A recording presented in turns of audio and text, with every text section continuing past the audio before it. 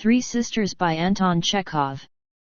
Translated by Julius West. Imprint. This ebook is the product of many hours of hard work by volunteers for Standard eBooks, and builds on the hard work of other literature lovers made possible by the public domain. This particular ebook is based on a transcription from Project Gutenberg and on digital scans from the Internet Archive.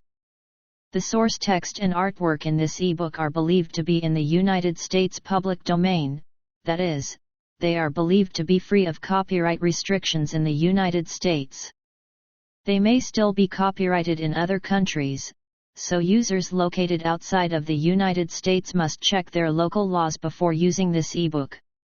The creators of, and contributors to, this ebook dedicate their contributions to the worldwide public domain via the terms in the CC 01.0 Universal Public Domain Dedication.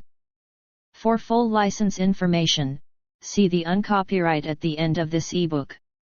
Standard eBooks is a volunteer-driven project that produces ebook editions of public domain literature using modern typography, technology, and editorial standards, and distributes them free of cost. You can download this and other ebooks carefully produced for true book lovers at standardebooks.org. Dramatis Personi Andrey Sergeyevich Prosorov Natalia Ivanova Natasha, his fiancée, later his wife 28 Olga 28, Masha 23, Irina 20, his sisters Fefer Ilyich Collagen, high school teacher, married to Masha Alexander Ignatievich Vershinin, Lieutenant Colonel in charge of a battery 42 Nikolai Lvovich Tuzenbach, Baron. Lieutenant in the Army 30 Vasily Vasilevich Solony, Captain Ivan Romanovich Kibutikin, Army Doctor 60 Alexei Petrovich Fedotik, Sub-Lieutenant Vladimir Karlovich Rode, Sub-Lieutenant Farapont, doorkeeper at local council offices, an old man Anfisa, nurse 80. The action takes place in a provincial town. Ages are stated in parentheses. Three Sisters act I in Prosorov's house. A sitting room with pillars, behind is seen a large dining room. It is midday, the sun is shining brightly outside. In the dining room the table is being laid for lunch. Olga, in the regulation blue dress of a teacher at a girls' high school, is walking about correcting exercise books.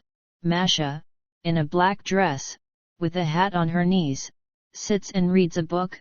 Irina, in white, stands about, with a thoughtful expression. Olga, it's just a year since father died last May the 5th, on your name day, Irina. It was very cold then, and snowing.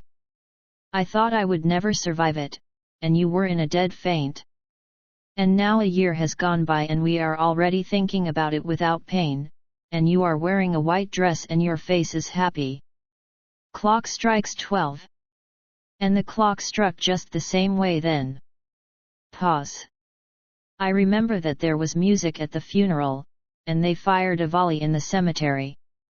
He was a general in command of a brigade but there were few people present.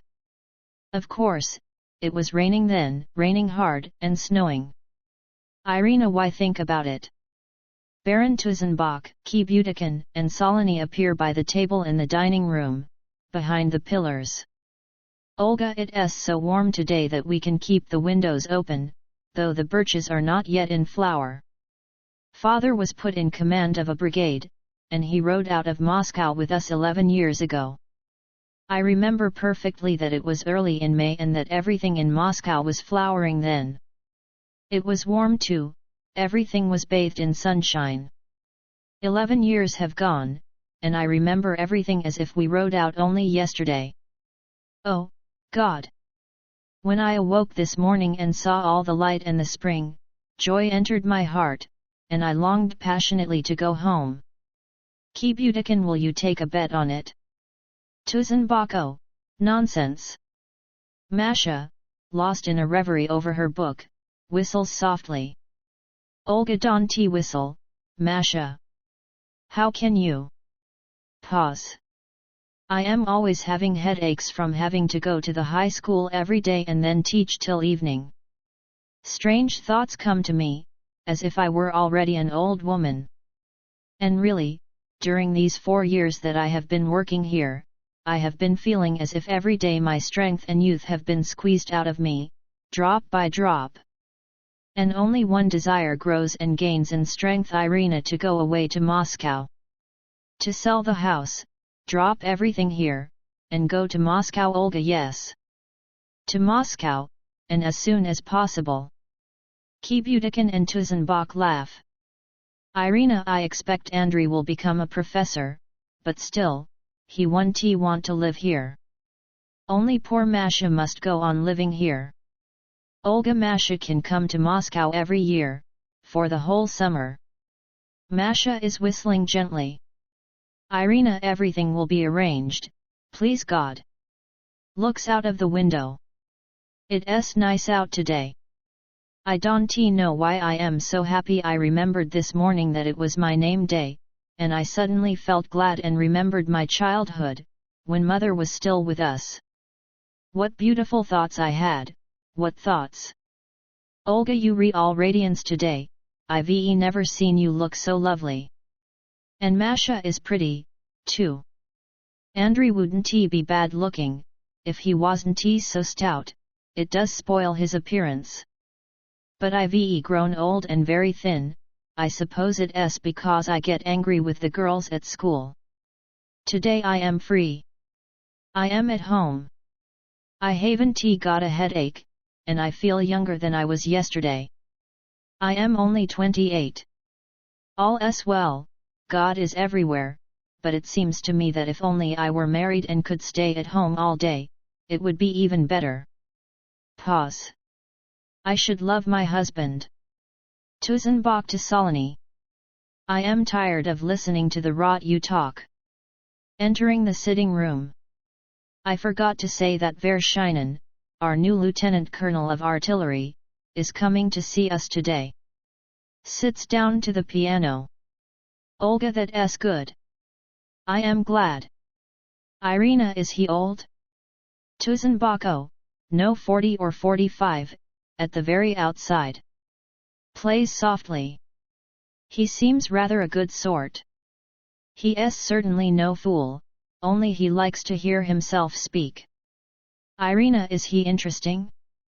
Tuzenbach, oh, he's all right, but there's his wife, his mother-in-law, and 2 daughters. This is his second wife. He pays calls and tells everybody that he's got a wife and 2 daughters. He'll tell you so here. The wife isn't all there, she does her hair like a flapper and gushes extremely. She talks philosophy and tries to commit suicide every now and again, apparently in order to annoy her husband. I should have left her long ago, but he bears up patiently, and just grumbles. Solony enters with Kibudikin from the dining room. With one hand I can only lift 54 pounds, but with both hands I can lift 180, or even 200 pounds. From this I conclude that 2 men are not twice as strong as one, but 3 times, perhaps even more. Kibudikin reads a newspaper as he walks. If your hair is coming out, take an ounce of naphthalene, inhale a bottle of spirit, dissolve and use daily. Makes a note in his pocket diary.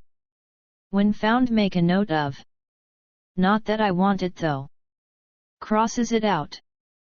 It doesn't matter. Irina Ivan Romanovich, dear Ivan Romanovich. Kibudikin, what does my own little girl want? Irina Ivan Romanovich, dear Ivan Romanovich. I feel as if I were sailing under the broad blue sky with great white birds around me. Why is that? Why? Kibudikin kisses her hands, tenderly.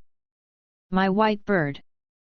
Irina, when I woke up today and got up and dressed myself, I suddenly began to feel as if everything in this life was open to me, and that I knew how I must live. Dear Ivan Romanovich, I know everything. A man must work, toil in the sweat of his brow, whoever he may be, for that is the meaning and object of his life, his happiness, his enthusiasm.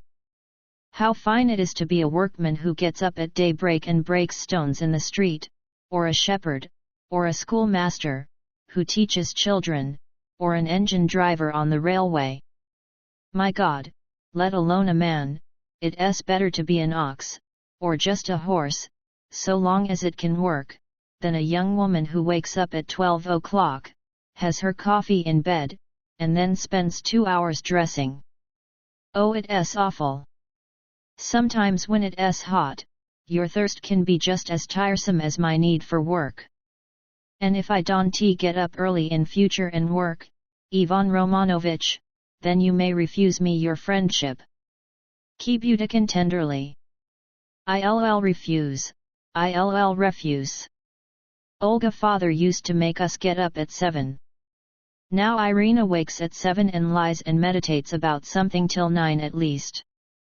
And she looks so serious. Laughs. Irina, you re so used to seeing me as a little girl that it seems queer to you when my face is serious. I am 20. Tusenbach, how well I can understand that craving for work, oh God.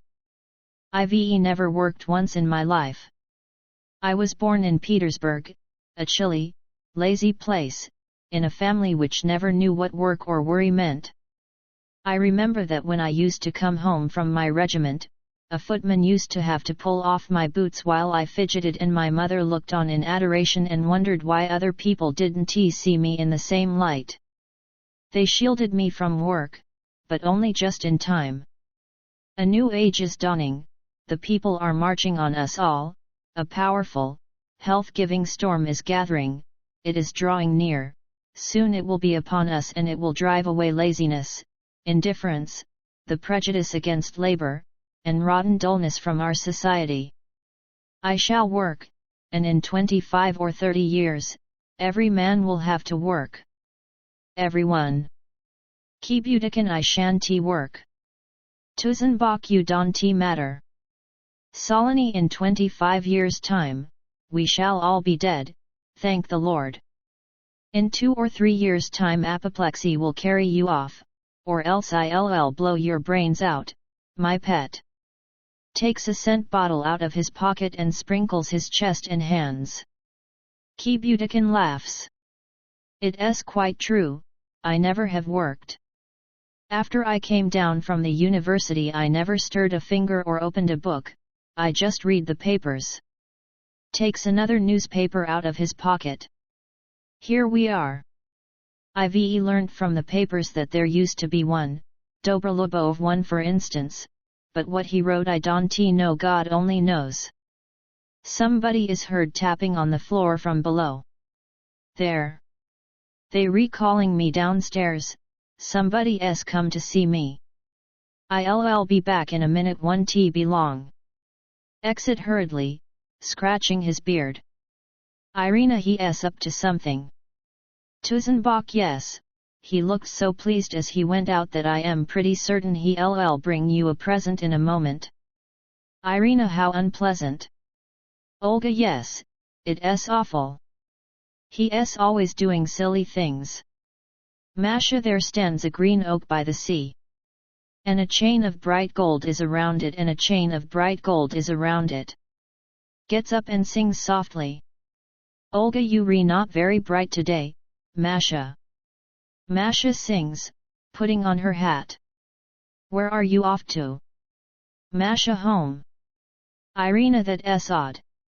Tusenbach on a name day, too. Masha it doesn't matter. I'll come in the evening. Goodbye, dear. Kisses Irina. Many happy returns, though I've said it before. In the old days when father was alive, every time we had a name day, 30 or 40 officers used to come, and there was lots of noise and fun, and today there's only a man and a half, and it's as quiet as a desert. I am off. I've got the hump today, and am not at all cheerful, so don't you mind me. Laughs through her tears. We'll have a talk later on, but goodbye for the present, my dear, I'll go somewhere. Irina displeased. You are queer. Olga crying. I understand you, Masha. Solony when a man talks philosophy, well, it is philosophy or at any rate sophistry, but when a woman, or two women, talk philosophy it's all my eye. Masha, what do you mean by that, you very awful man? Solony, oh, nothing. You came down on me before I could say help. Pause. Masha angrily, to Olga. Don't cry. Enter Anfisa and Farapont with a cake. Anfisa, this way, my dear. Come in, your feet are clean. To Irina. From the district council, from Mikhail Ivanich Protopopov a cake. Irina, thank you. Please thank him. Takes the cake. Farapont, what? Irina louder. Please thank him. Olga, give him a pie, nurse. Farapont, go, she'll give you a pie. Farapont, what? Anfisa, come on, Grand Fur, Farapont Spiritonich. Come on. Excellent. Masha, I don't like this Mikhail Potapich or Ivanich, Protopopov. We oughtn't to invite him here. Irina, I never asked him. Masha, that's all right. Enter Kibudikin followed by a soldier with a silver samovar. There is a rumble of dissatisfied surprise. Olga covers her face with her hands. A samovar. That's awful. Exit into the dining room, to the table. Irina, my dear Ivan Romanovich, what are you doing? Tuzenbach laughs. I told you so. Masha, Ivan Romanovich, you are simply shameless. Kibudikin, my dear good girl, you are the only thing, and the dearest thing I have in the world. I'll soon be 60. I am an old man, a lonely worthless old man. The only good thing in me is my love for you, and if it hadn't been for that, I would have been dead long ago. To Irina. My dear little girl, I've known you since the day of your birth, I've carried you in my arms, I loved your dead mother.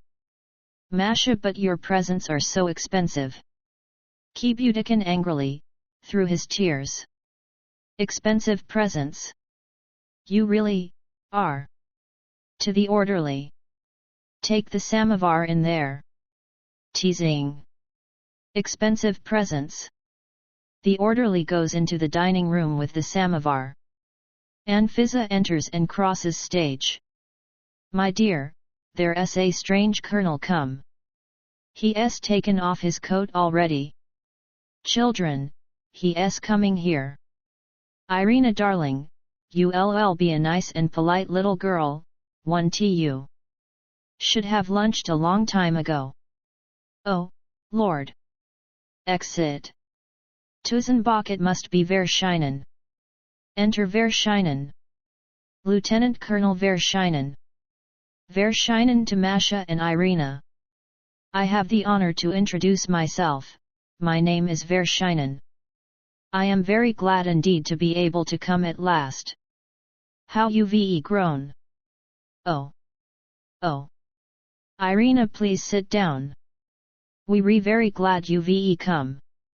Vershinen gaily. I am glad, very glad. But there are 3 sisters, surely. I remember 3 little girls. I forget your faces, but your father, Colonel Prosorov, used to have 3 little girls, I remember that perfectly, I saw them with my own eyes. How time does fly. Oh, dear, how it flies. Tuzenbach Alexander Ignatievich comes from Moscow. Irina, from Moscow? Are you from Moscow? Vershinen, yes, that's so. Your father used to be in charge of a battery there, and I was an officer in the same brigade. To Masha. I seem to remember your face a little. Masha, I don't remember you. Irina, Olga. Olga. Shouts into the dining room. Olga. Come along. Olga enters from the dining room. Lieutenant Colonel Vershinen comes from Moscow, as it happens. Vershinin, I take it that you are Olga Sergeyevna, the eldest, and that you are Maria and you are Irina, the youngest. Olga, so you come from Moscow? Vershinin, yes. I went to school in Moscow and began my service there. I was there for a long time until at last I got my battery and moved over here, as you see. I don't really remember you, I only remember that there used to be 3 sisters. I remember your father well, I have only to shut my eyes to see him as he was. I used to come to your house in Moscow. Olga, I used to think I remembered everybody, but Vershinin, my name is Alexander Ignatievich. Irina, Alexander Ignatievich, you come from Moscow. That is really quite a surprise.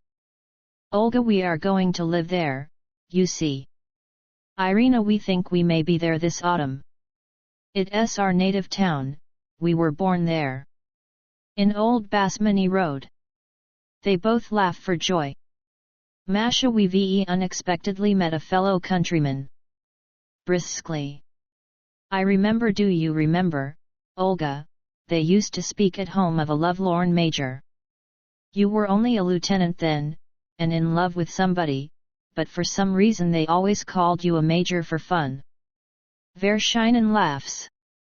That's it, the lovelorn major, that's got it. Masha, you only wore mustaches then. You have grown older. Through her tears. You have grown older. Vershinin, yes, when they used to call me the lovelorn major, I was young and in love. I've grown out of both now. Olga, but you haven't a single white hair yet. You older, but you not yet old. Vershinin, I am 42, anyway. Have you been away from Moscow long? Irina, 11 years. What are you crying for, Masha, you little fool? Crying. And I am crying too. Masha, it's all right. And where did you live? Vershinin, Old Basmany Road.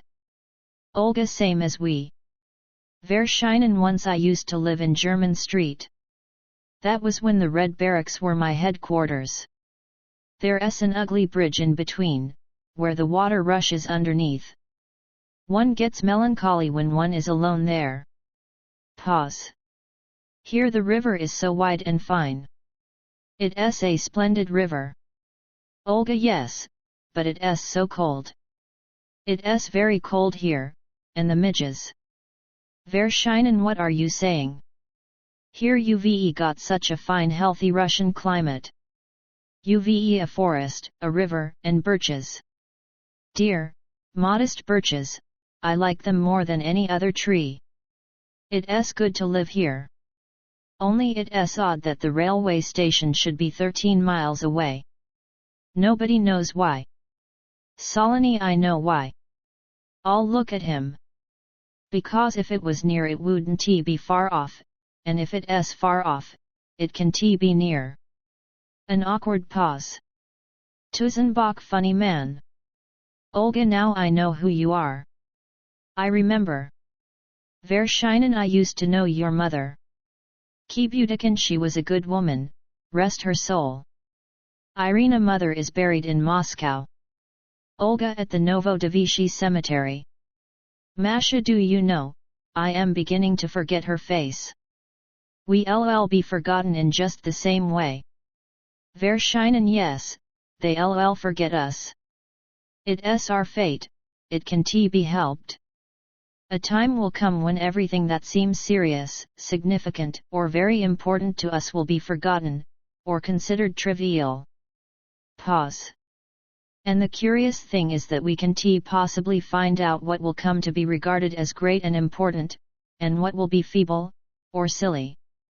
Didn't the discoveries of Copernicus, or Columbus, say, seem unnecessary and ludicrous at first, while wasn't it thought that some rubbish written by a fool, held all the truth? And it may so happen that our present existence, with which we are so satisfied, will in time appear strange, inconvenient, stupid, unclean, perhaps even sinful. Tusenbach, who knows? But on the other hand, they may call our life noble and honor its memory. We've abolished torture and capital punishment, we live in security, but how much suffering there is still. Solony in a feeble voice. There. The Baron will go without his dinner if you only let him talk philosophy. Tusenbach Vasily Vasilievich, kindly leave me alone. Changes his chair. You re very dull, you know. Solony feebly. There. Tusenbach to Verscheinen. The sufferings we see today, there are so many of them, still indicate a certain moral improvement in society. Verscheinen, yes, of course. Kiebudiken, you said just now, Baron, that they may call our life noble, but we are very petty. Stands up. See how little I am. Violin played behind. Masha, that's Andrey playing our brother. Irina, he's the learned member of the family. I expect he will be a professor someday. Father was a soldier, but his son chose an academic career for himself. Masha, that was father's wish. Olga, we ragged him today. We think he's a little in love. Irina to a local lady. She will probably come here today. Masha, you should see the way she dresses. Quite prettily, quite fashionably too, but so badly. Some queer bright yellow skirt with a wretched little fringe in a red bodice. And such a complexion. Andrey isn't in love. After all he has taste, he's simply making fun of us. I heard yesterday that she was going to marry Protopopov, the chairman of the local council. That would do her nicely. At the side door. Andrey, come here. Just for a minute, dear. Enter Andrey. Olga, my brother, Andrey Sergeyevich. Verscheinen, my name is Verscheinen. Andrey, mine is Prosorov.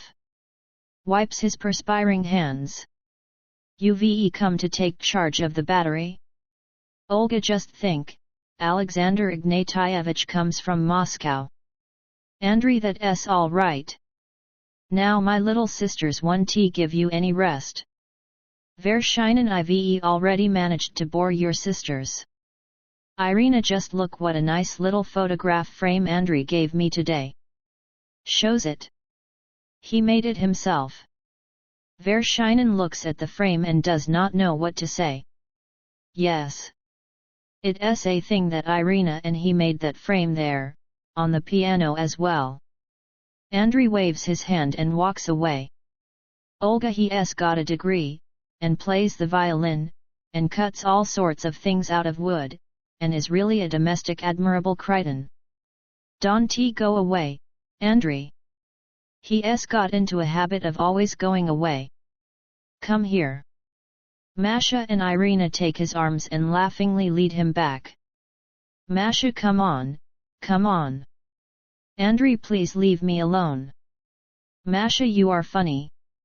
Alexander Ignatievich used to be called the lovelorn major, but he never minded.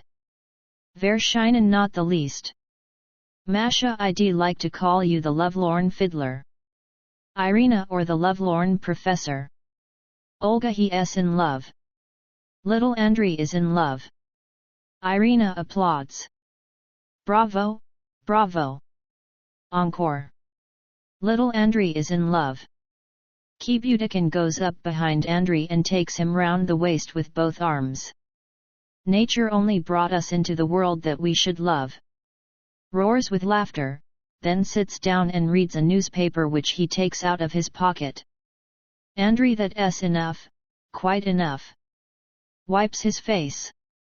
I couldn't sleep all night and now I can quite find my feet, so to speak. I read until 4 o'clock, then tried to sleep, but nothing happened. I thought about one thing and another, and then it dawned and the sun crawled into my bedroom. This summer, while I am here, I want to translate a book from the English. Verschinen, do you read English? Andrey, yes father, rest his soul, educated us almost violently. It may seem funny and silly, but it's nevertheless true, that after his death I began to fill out and get rounder, as if my body had had some great pressure taken off it. Thanks to father, my sisters and I know French, German, and English, and Irina knows Italian as well. But we paid dearly for it all. Masha, a knowledge of 3 languages is an unnecessary luxury in this town. It isn't even a luxury but a sort of useless extra, like a 6th finger. We know a lot too much. Verschinen, well, I say. Laughs. You know a lot too much. I don't think there can really be a town so dull and stupid as to have no place for a clever, cultured person. Let us suppose even that among the 100,000 inhabitants of this backward and uneducated town, there are only 3 persons like yourself. It stands to reason that you won't be able to conquer that dark mob around you. Little by little as you grow older you will be bound to give way and lose yourselves in this crowd of 100,000 human beings. Their life will suck you up in itself, but still, you won't disappear having influenced nobody. Later on, others like you will come, perhaps 6 of them, then 12, and so on, until at last your sort will be in the majority. In 200 or 300 years' time life on this earth will be unimaginably beautiful and wonderful. Mankind needs such a life, and if it is not ours today then we must look ahead for it, wait, think, prepare for it. We must see and know more than our fathers and grandfathers saw and knew. Laughs. And you complain that you know too much. Masha takes off her hat. I'll stay to lunch. Irina sighs. Yes, all that ought to be written down. Andrey has gone out quietly. Tuzenbach, you say that many years later on, life on this earth will be beautiful and wonderful. That's true. But to share in it now, even though at a distance, we must prepare by work. Verschinen gets up. Yes. What a lot of flowers you have. Looks round. It's a beautiful flat. I envy you. I've spent my whole life in rooms with 2 chairs, 1 sofa, and fires which always smoke. I've never had flowers like these in my life. Rubs his hands. Well, well. Tuzenbach, yes, we must work. You are probably thinking to yourself the German lets himself go. But I assure you I am a Russian, I can even speak German. My father belonged to the Orthodox Church. Pause. Verschinen walks about the stage. I often wonder, suppose we could begin life over again, knowing what we were doing? Suppose we could use one life, already ended, as a sort of rough draft for another? I think that every one of us would try, more than anything else, not to repeat himself. At the very least he would rearrange his manner of life.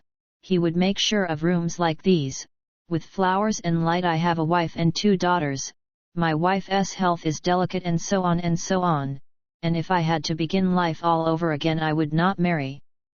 No, no. Enter Collagen in a regulation jacket. Collagen going up to Irina. Dear sister, allow me to congratulate you on the day sacred to your good angel and to wish you, sincerely and from the bottom of my heart, good health and all that one can wish for a girl of your years. And then let me offer you this book as a present. Gives it to her. It is the history of our high school during the last 50 years, written by myself. The book is worthless, and written because I had nothing to do, but read it all the same. Good day, gentlemen. To Verschinen. My name is Collagen, I am a master of the local high school. Point 2 to Irina. In this book you will find a list of all those who have taken the full course at our high school during these 50 years. Fisi quat potui, facient meliora potentis. Kisses Masha. Irina, but you gave me one of these at Easter. Collagen laughs. I couldn't have, surely. You'd better give it back to me in that case, or else give it to the colonel. Take it, colonel. You'll read it someday when you reboard. Verschinen, thank you. Prepares to go. I am extremely happy to have made the acquaintance of Olga. Must you go? No, not yet. Irina, you'll stop and have lunch with us. Please do. Olga, yes, please.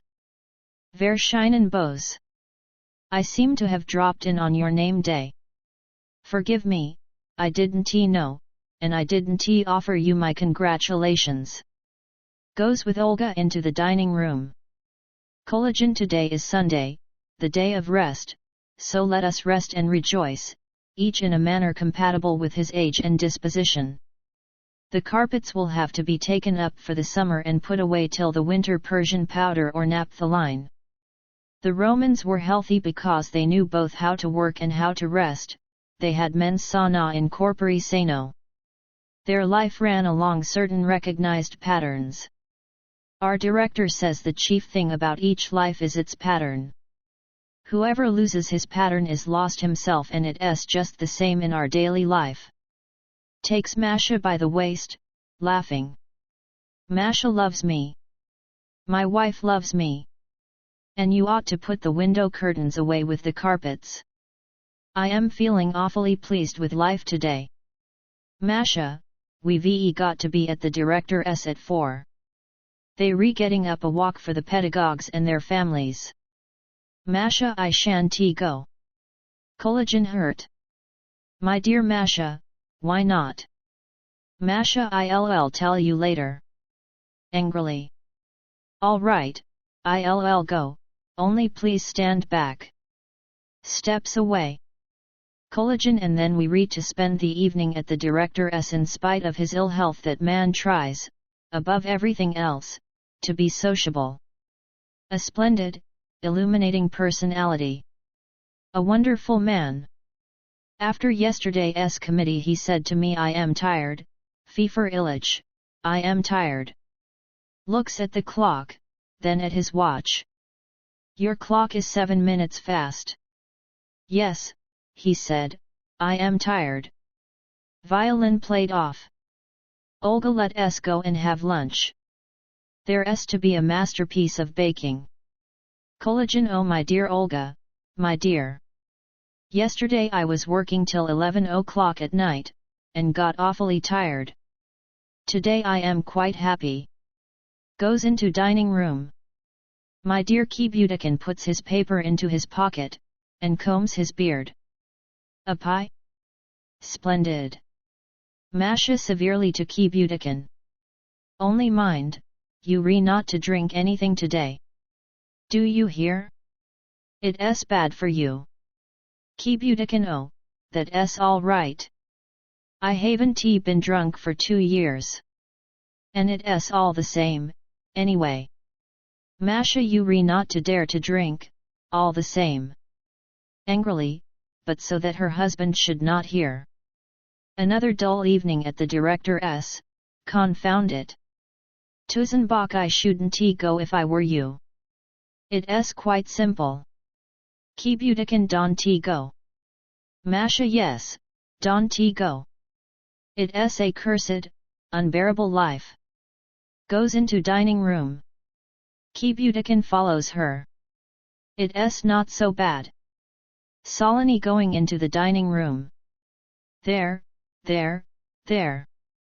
Tusenbach, Vasily Vasilevich, that's enough. Be quiet. Solony, there.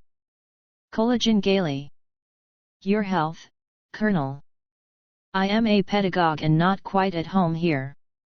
I am Masha's husband. She's a good sort, a very good sort. Verschinen, I'll have some of this black vodka. Drinks. Your health. To Olga. I am very comfortable here. Only Irina and Tusenbach are now left in the sitting room. Irina Masha's out of sorts today. She married when she was 18, when he seemed to her the wisest of men. And now it's different. He's the kindest man, but not the wisest. Olga impatiently. Andrey, when are you coming? Andrey off. 1 minute. Enters and goes to the table. Tuzenbach, what are you thinking about? Irina, I don't like this Solony of yours and I am afraid of him. He only says silly things. Tuzenbach, he's a queer man. I am sorry for him, though he vexes me. I think he's shy. When there are just the two of us he's quite all right and very good company, when other people are about he's rough and hectoring. Don't let us go in, let them have their meal without us. Let me stay with you. What are you thinking of? Pause. You re 20. I am not yet 30. How many years are there left to us, with their long, long lines of days, filled with my love for you? Irina Nikolaevich, don't speak to me of love. Tuzenbach does not hear. I've a great thirst for life, struggle, and work, and this thirst has united with my love for you, Irina, and you re so beautiful, and life seems so beautiful to me. What are you thinking about? Irina, you say that life is beautiful. Yes, if only it seems so. The life of us three hasn't been beautiful yet, it has been stifling us as if it was weeds. I am crying. I oughtn't. Dries her tears, smiles. We must work, work. That is why we are unhappy and look at the world so sadly, we don't know what work is. Our parents despised work. Enter Natalia Ivanova, she wears a pink dress and a green sash. Natasha, they re already at lunch. I am late, carefully examines herself in a mirror, and puts herself straight. I think my hair's done all right. Sees Irina. Dear Irina Sergeyevna, I congratulate you. Kisses her firmly and at length. You've so many visitors, I am really ashamed. How do you do, Baron? Olga enters from dining room. Here's Natalia Ivanovna. How are you, dear? They kiss. Natasha happy returns. I am awfully shy, you've so many people here. Olga, all our friends. Frightened, in an undertone. You re-wearing a green sash. My dear, you shouldn't. Natasha, is it a sign of anything? Olga, no, it simply doesn't go well and it looks so queer. Natasha in a tearful voice. Yes? But it isn't really green, it's too dull for that. Goes into dining room with Olga. They have all sat down to lunch in the dining room, the sitting room is empty. Collagen, I wish you a nice fiancé, Irina. It's quite time you married. Kibudikin Natalia Ivanovna, I wish you the same. Collagen, Natalia Ivanovna has a fiancé already. Masha raps with her fork on a plate. Let us all get drunk and make life purple for once. Collagen, you've lost 3 good conduct marks. Verschinen, this is a nice drink. What's it made of? Solony black beetles. Irina tearfully. Phew. How disgusting. Olga, there is to be a roast turkey and a sweet apple pie for dinner. Thank goodness I can spend all day and the evening at home. You'll come in the evening, ladies and gentlemen. Verschinen, and please may I come in the evening? Irina, please do. Natasha, they don't stand on ceremony here. Kibudikin, nature only brought us into the world that we should love. Laughs. Andrey angrily. Please don't. Aren't you tired of it? Enter Fedotic and Rode with a large basket of flowers. Fedotic, they re-lunching already. Rode loudly and thickly. Lunching? Yes, so they are. Fedotic, wait a minute. Takes a photograph. That S1. No, just a moment. Takes another. That S2. Now we ready. They take the basket and go into the dining room, where they have a noisy reception. Rode loudly. Congratulations and best wishes. Lovely weather today, simply perfect. Was out walking with the high school students all the morning. I take their drills. Fedotic, you may move, Irina Sergeyevna. Takes a photograph. You look well today. Takes a humming top out of his pocket. Here's a humming top, by the way. It's got a lovely note. Irina, how awfully nice. Masha, there stands a green oak by the sea, and a chain of bright gold is around it, and a chain of bright gold is around it tearfully. What am I saying that for? I've had those words running in my head all day. Collagen, there are 13 at table. Wrote aloud. Surely you don't believe in that superstition? Laughter. Collagen, if there are 13 at table, then it means there are lovers present. It isn't you, Ivan Romanovich, hang it all. Laughter. Kibudikin, I am a hardened sinner, but I really don't see why Natalia Ivanovna should blush. Loud laughter. Natasha runs out into the sitting room, followed by Andrey. Andrey don't pay any attention to them. Wait, do stop, please. Natasha, I am shy, I don't know what's the matter with me, and they all laughing at me. It wasn't nice of me to leave the table like that, but I can covers her face with her hands. Andrey, my dear, I beg you. I implore you not to excite yourself. I assure you they only joking, they kind people. My dear, good girl, they all kind and sincere people, and they like both you and me. Come here to the window, they can see us here. Looks round. Natasha, I am so unaccustomed to meeting people. Andrey, oh, your youth, your splendid, beautiful youth. My darling, don't be so excited. Believe me, I am so happy, my soul is full of love, of ecstasy. They don't see us. They can Why, or when did I fall in love with you? Oh, I can understand anything. My dear, my pure darling, be my wife. I love you as never before. They kiss. 2 officers come in and, seeing the lovers kiss, stop in astonishment. Act 2, scene as before. It is 8 p.m. Somebody is heard playing a concertina outside in the street. There is no fire. Natalia Ivanovna enters in indoor dress carrying a candle. She stops by the door which leads into Andrey's room. Natasha, what are you doing, Andrey? Are you reading? It's nothing, only I. She opens another door, and looks in, then closes it. Isn't there any fire? Andrey enters with book in hand. What are you doing, Natasha? Natasha, I was looking to see if there wasn't a fire.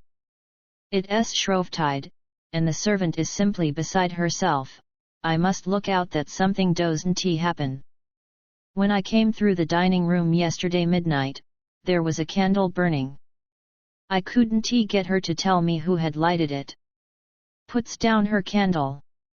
What's the time? Andrey looks at his watch. 8:15. Natasha and Olga and Irina aren't in yet. The poor things are still at work. Olga at the teacher's council, Irina at the telegraph office. Sighs. I said to your sister this morning, Irina, darling, you must take care of yourself. But she pays no attention. Did you say it was 8:15? I am afraid little Bobby is quite ill. Why is he so cold? He was feverish yesterday, but today he is quite cold. I am so frightened. Andrey, it's all right, Natasha. The boy is well. Natasha, still, I think we ought to put him on a diet. I am so afraid. And the entertainers were to be here after 9, they had better not come, Audrey. Andrey, I don't know. After all, they were asked. Natasha, this morning, when the little boy woke up and saw me, he suddenly smiled, that means he knew me. Good morning, Bobby. I said, good morning, darling. And he laughed. Children understand, they understand very well. So I'll tell them, Andrey dear, not to receive the entertainers. Andrey hesitatingly. But what about my sisters? This is their flat. Natasha, they'll do as I want them. They are so kind. Going. I ordered sour milk for supper. The doctor says you must eat sour milk and nothing else, or you won't get thin. Stops. Bobby is so cold. I am afraid his room is too cold for him. It would be nice to put him into another room till the warm weather comes. Irina's room, for instance, is just right for a child. It's dry and has the sun all day. I must tell her, she can share Olga's room. It isn't as if she was at home in the daytime, she only sleeps here. A pause. Andrey, darling, why are you so silent? Andrey, I was just thinking. There is really nothing to say. Natasha, yes, there was something I wanted to tell you. Oh, yes. Farapont has come from the council offices, he wants to see you. Andrey yawns. Call him here. Natasha goes out, Andrey reads his book, stooping over the candle she has left behind. Farapont enters, he wears a tattered old coat with the collar up. His ears are muffled. Andrey, good morning, grandfather. What have you to say? Farapont, the chairman sends a book and some documents or other. Here. Hands him a book and a packet. Andrey, thank you. It's all right. Why couldn't you come earlier? It's past 8 now. Farapont, what? Andrey, louder. I say you've come late, it's past 8. Farapont, yes, yes. I came when it was still light, but they wouldn't let me in. They said you were busy. Well, what was I to do? If you busy, you busy, and I am in no hurry. He thinks that Andrey is asking him something. What? Andrey, nothing. Looks through the book. Tomorrow's Friday. I am not supposed to go to work, but I'll come all the same and do some work. It's dull at home. Pause. Oh, my dear old man, how strangely life changes, and how it deceives. Today, out of sheer boredom, I took up this book, Old University Lectures, and I couldn't help laughing. My God, I am secretary of the local district council, the council which has Proto-Popov for its chairman. Yes, I am the secretary, and the summit of my ambitions is to become a member of the council. I to be a member of the local district council, I, who dream every night that I am a professor of Moscow University, a famous scholar of whom all Russia is proud. Farapont, I can tell I am hard of hearing. Andrey, if you weren't I don't suppose I should talk to you. I've got to talk to somebody, and my wife doesn't understand me, and I am a bit afraid of my sisters. I don't know why, unless it is that they may make fun of me and make me feel ashamed. I don't drink, I don't like public houses, but how I should like to be sitting just now in Tistov's place in Moscow, or at the Great Moscow, old fellow. Farapont, Moscow? That's where a contractor was once telling that some merchants or other were eating pancakes. One ate 40 pancakes and he went and died, he was saying. Either 40 or 50, I forget which.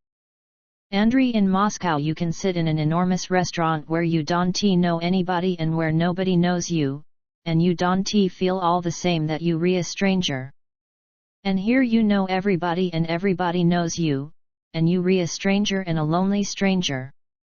Farapont what? And the same contractor was telling, perhaps he was lying, that there was a cable stretching right across Moscow. Andrey, what for? Farapont, I can tell. The contractor said so. Andrey, rubbish.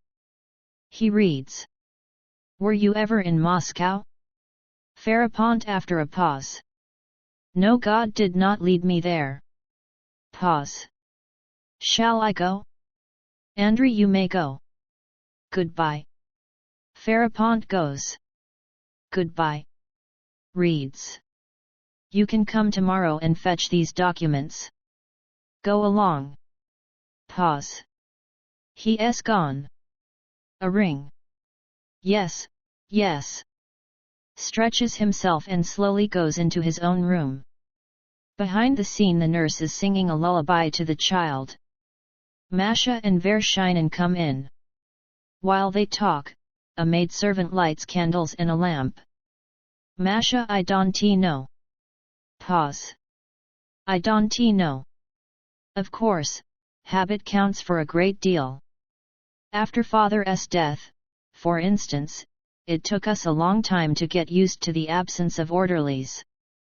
But, apart from habit, it seems to me in all fairness that, however it may be in other towns, the best and most educated people are army men. Vershinin, I am thirsty. I should like some tea. Masha, glancing at her watch. They'll bring some soon. I was given in marriage when I was 18, and I was afraid of my husband because he was a teacher and I'd only just left school. He then seemed to me frightfully wise and learned and important. And now, unfortunately, that has changed. Vershinin, yes, yes. Masha, I don't speak of my husband, I've grown used to him, but civilians in general are so often coarse, impolite, uneducated. Their rudeness offends me, it angers me. I suffer when I see that a man isn't quite sufficiently refined, or delicate, or polite. I simply suffer agonies when I happen to be among schoolmasters, my husband's colleagues. Vershinin, yes. It seems to me that civilians and army men are equally interesting, in this town, at any rate. It's all the same. If you listen to a member of the local intelligentsia, whether to civilian or military, he will tell you that he is sick of his wife, sick of his house, sick of his estate, sick of his horses. We Russians are extremely gifted in the direction of thinking on an exalted plane, but, tell me, why do we aim so low in real life? Why? Masha, why?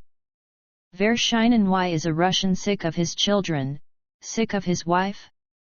And why are his wife and children sick of him? Masha, you a little downhearted today. Vershinin, perhaps I am. I haven't had any dinner, I've had nothing since the morning. My daughter is a little unwell, and when my girls are ill, I get very anxious and my conscience tortures me because they have such a mother. Oh, if you had seen her today! What a trivial personality!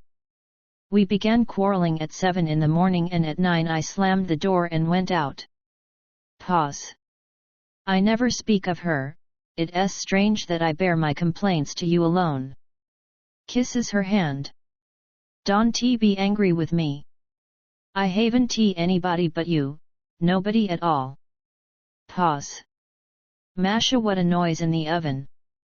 Just before Father's death there was a noise in the pipe, just like that. Vershinin, are you superstitious? Masha, yes. Vershinin, that's strange. Kisses her hand. You are a splendid, wonderful woman. Splendid, wonderful. It is dark here, but I see your sparkling eyes. Masha sits on another chair.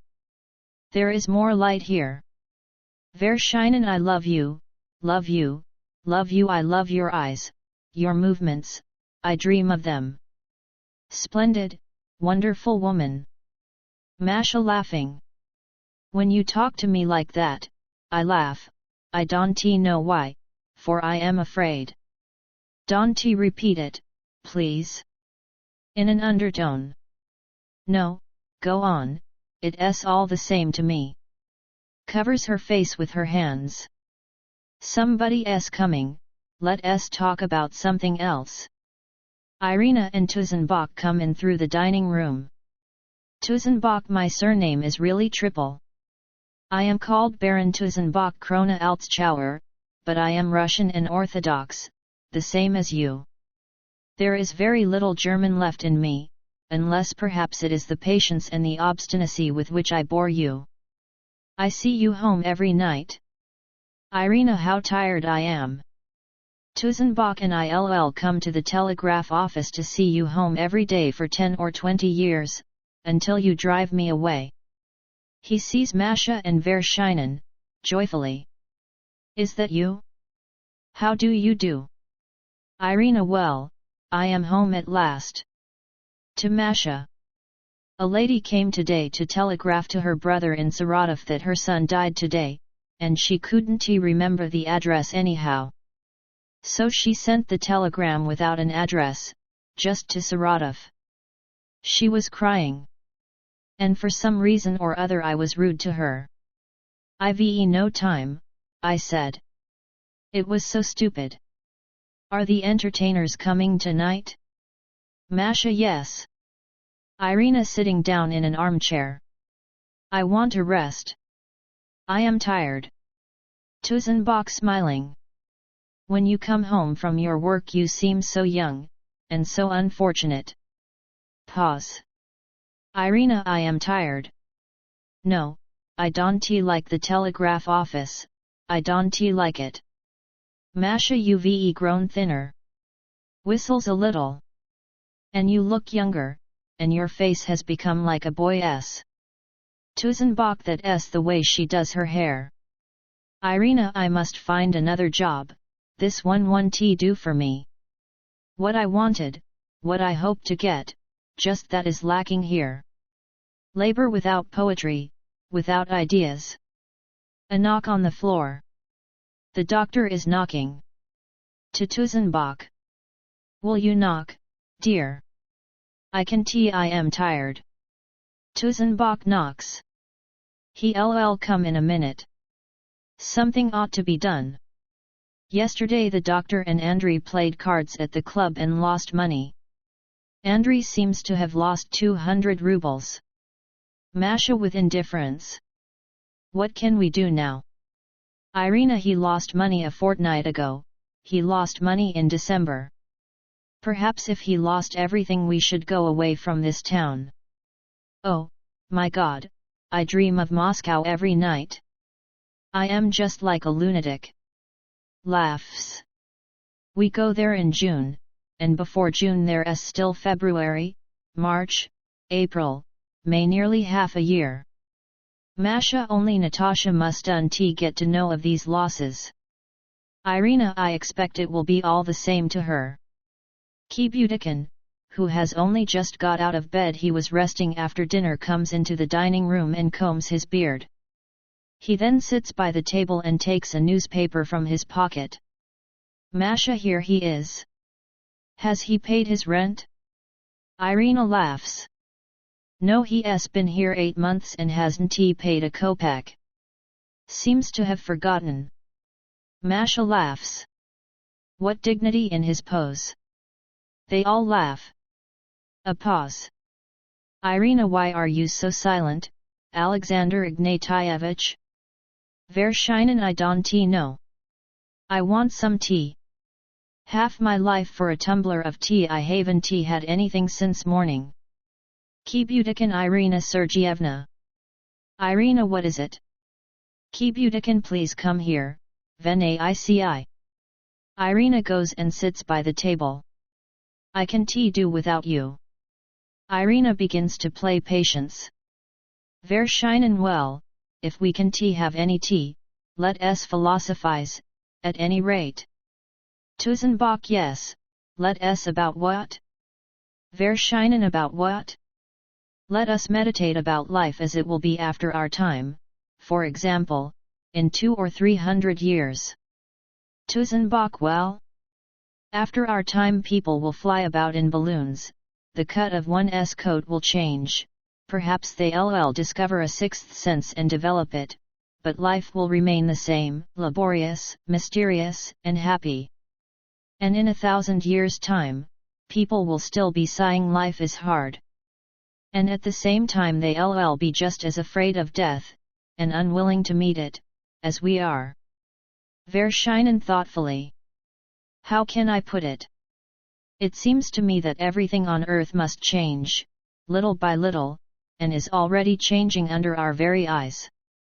After 200 or 300 years, after 1,000 the actual time doesn't matter, a new and happy age will begin. We, of course, shall not take part in it, but we live and work and even suffer today that it should come. We create it, and in that one object is our destiny and, if you like, our happiness. Masha laughs softly. Tusenbach what is it? Masha I don't know. I've been laughing all day, ever since morning. Verschinen I finished my education at the same point as you, I have not studied at universities, I read a lot, but I cannot choose my books, and perhaps what I read is not at all what I should, but the longer I love, the more I want to know. My hair is turning white, I am nearly an old man now, but I know so little, oh, so little. But I think I know the things that matter most, and that are most real. I know them well. And I wish I could make you understand that there is no happiness for us, that there should not and cannot be. We must only work and work, and happiness is only for our distant posterity. Pause. If not for me, then for the descendants of my descendants. Fedotic and Rode come into the dining room, they sit and sing softly, strumming on a guitar. Tusenbach according to you, one should not even think about happiness. But suppose I am happy? Verschinen no. Tusenbach moves his hands and laughs. We do not seem to understand each other. How can I convince you? Masha laughs quietly, Tusenbach continues, pointing at her. Yes, laugh. To Verschinen. Not only after 2 or 3 centuries, but in 1,000,000 years, life will still be as it was, life does not change, it remains forever, following its own laws which do not concern us, or which, at any rate, you will never find out. Migrant birds, cranes for example, fly, and whatever thoughts, high or low, enter their heads, they will still fly and not know why or where. They fly and will continue to fly, whatever philosophers come to life among them, they may philosophize as much as they like, only they will fly. Masha still, is there a meaning? Tusenbach a meaning. Now the snow is falling. What meaning? Pause. Masha, it seems to me that a man must have faith, or must search for a faith, or his life will be empty, empty. To live and not to know why the cranes fly, why babies are born, why there are stars in the sky. Either you must know why you live, or everything is trivial, not worth a straw. A pause. Verschinen still, I am sorry that my youth has gone. Masha Gogol says life in this world is a dull matter, my masters. Tusenbach and I say it's difficult to argue with you, my masters. Hang it all. Keep Budikin reading. Balzac was married at Berdykov. Irina is singing softly. That's worth making a note of. He makes a note. Balzac was married at Berdykov. Goes on reading. Irina laying out cards, thoughtfully. Balzac was married at Berdykov. Tusenbach the die is cast. I've handed in my resignation, Maria Sergeyevna. Masha, so I heard. I don't see what good it is, I don't like civilians. Tusenbach never mind. Gets up. I am not handsome, what use am I as a soldier? Well, it makes no difference, I shall work. If only just once in my life I could work so that I could come home in the evening, fall exhausted on my bed, and go to sleep at once. Going into the dining room. Workmen, I suppose, do sleep soundly. Fedotic to Irina. I bought some colored pencils for you at Chekhov in the Moscow road, just now. And here is a little knife. Irina, you have got into the habit of behaving to me as if I am a little girl, but I am grown up. Takes the pencils and the knife, then, with joy. How lovely. Fedotic, and I bought myself a knife, look at it, one blade, another, a third, an ear scoop, scissors, nail cleaners. Rode loudly. Doctor, how old are you? Kebutik and I? 32. Laughter. Fedotic, I'll show you another kind of patience. Lays out cards. A samovar is brought in, and Fiza attends to it. A little later Natasha enters and helps by the table. Solony arrives and, after greetings, sits by the table. Verschinen, what a wind. Masha, yes. I am tired of winter. I've already forgotten what summer's like. Irina, it's coming out, I see. We going to Moscow. Fedotic, no, it won't come out. Look, the 8 was on the 2 of spades. Laughs. That means you won't go to Moscow. Kebutik reading paper. Cigar. Smallpox is raging here. And Fiza coming up to Masha. Masha, have some tea, little mother. To Verschinen. Please have some, sir, excuse me, but I've forgotten your name. Masha, bring some here, nurse. I shan't go over there. Irina, nurse. And Fiza coming, coming. Natasha to Solony. Children at the breast understand perfectly. I said good morning, Bobby, good morning, dear. And he looked at me in quite an unusual way. You think it's only the mother in me that is speaking, I assure you that isn't so. He's a wonderful child. Solony, if he was my child I'd roast him on a frying pan and eat him. Takes his tumbler into the drawing room and sits in a corner. Natasha covers her face in her hands. Vulgar, ill-bred man. Masha, he's lucky who doesn't notice whether it's winter now, or summer. I think that if I were in Moscow, I shouldn't mind about the weather. Verschinen, a few days ago I was reading the prison diary of a French minister. He had been sentenced on account of the Panama scandal. With what joy, what delight, he speaks of the birds he saw through the prison windows, which he had never noticed while he was a minister. Now, of course, that he is at liberty, he notices birds no more than he did before. When you go to live in Moscow you'll not notice it, in just the same way. There can be no happiness for us, it only exists in our wishes. Tusenbach takes cardboard box from the table. Where are the pastries?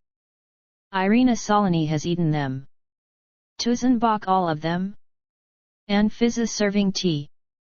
There's a letter for you. Verschinen, for me? Takes the letter. From my daughter. Reads. Yes, of course I will go quietly. Excuse me, Maria Sergeyevna. I shan't have any tea. Stands up, excited. That eternal story. Masha, what is it? Is it a secret? Verschinen quietly. My wife has poisoned herself again. I must go. I'll go out quietly. It's all awfully unpleasant. Kisses Masha's hand. My dear, my splendid, Good woman, Ill go this way, quietly. Exit. Anfisa, where has he gone? Nid served tea. What a man! Masha angrily. Be quiet. You bother so one can tea have a moment's peace. Goes to the table with her cup. I am tired of you, old woman. Anfisa, my dear. Why are you offended? Andrey's voice. Anfisa. Anfisa mocking. Anfisa. He sits there and exit. Masha in the dining room, by the table angrily. Let me sit down. Disturbs the cards on the table. Here you are, spreading your cards out. Have some tea. Irina, you are cross, Masha. Masha, if I am cross, then don't talk to me. Don't touch me. Kebudikan, don't touch her, don't touch her. Masha, you re 60, but you re like a boy, always up to some beastly nonsense. Natasha sighs. Dear Masha, why use such expressions? With your beautiful exterior you would be simply fascinating in good society, I tell you so directly, if it wasn't for your words.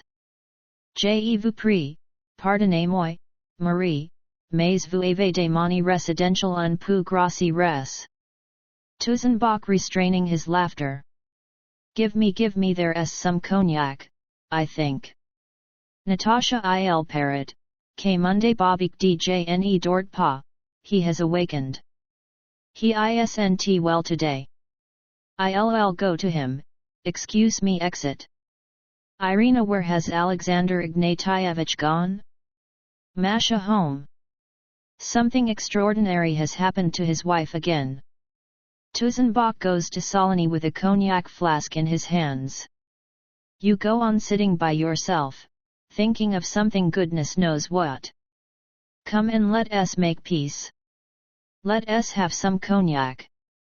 They drink. I expect Ill have to play the piano all night, some rubbish most likely, well, so be it. Solony, why make peace? I haven't quarrelled with you.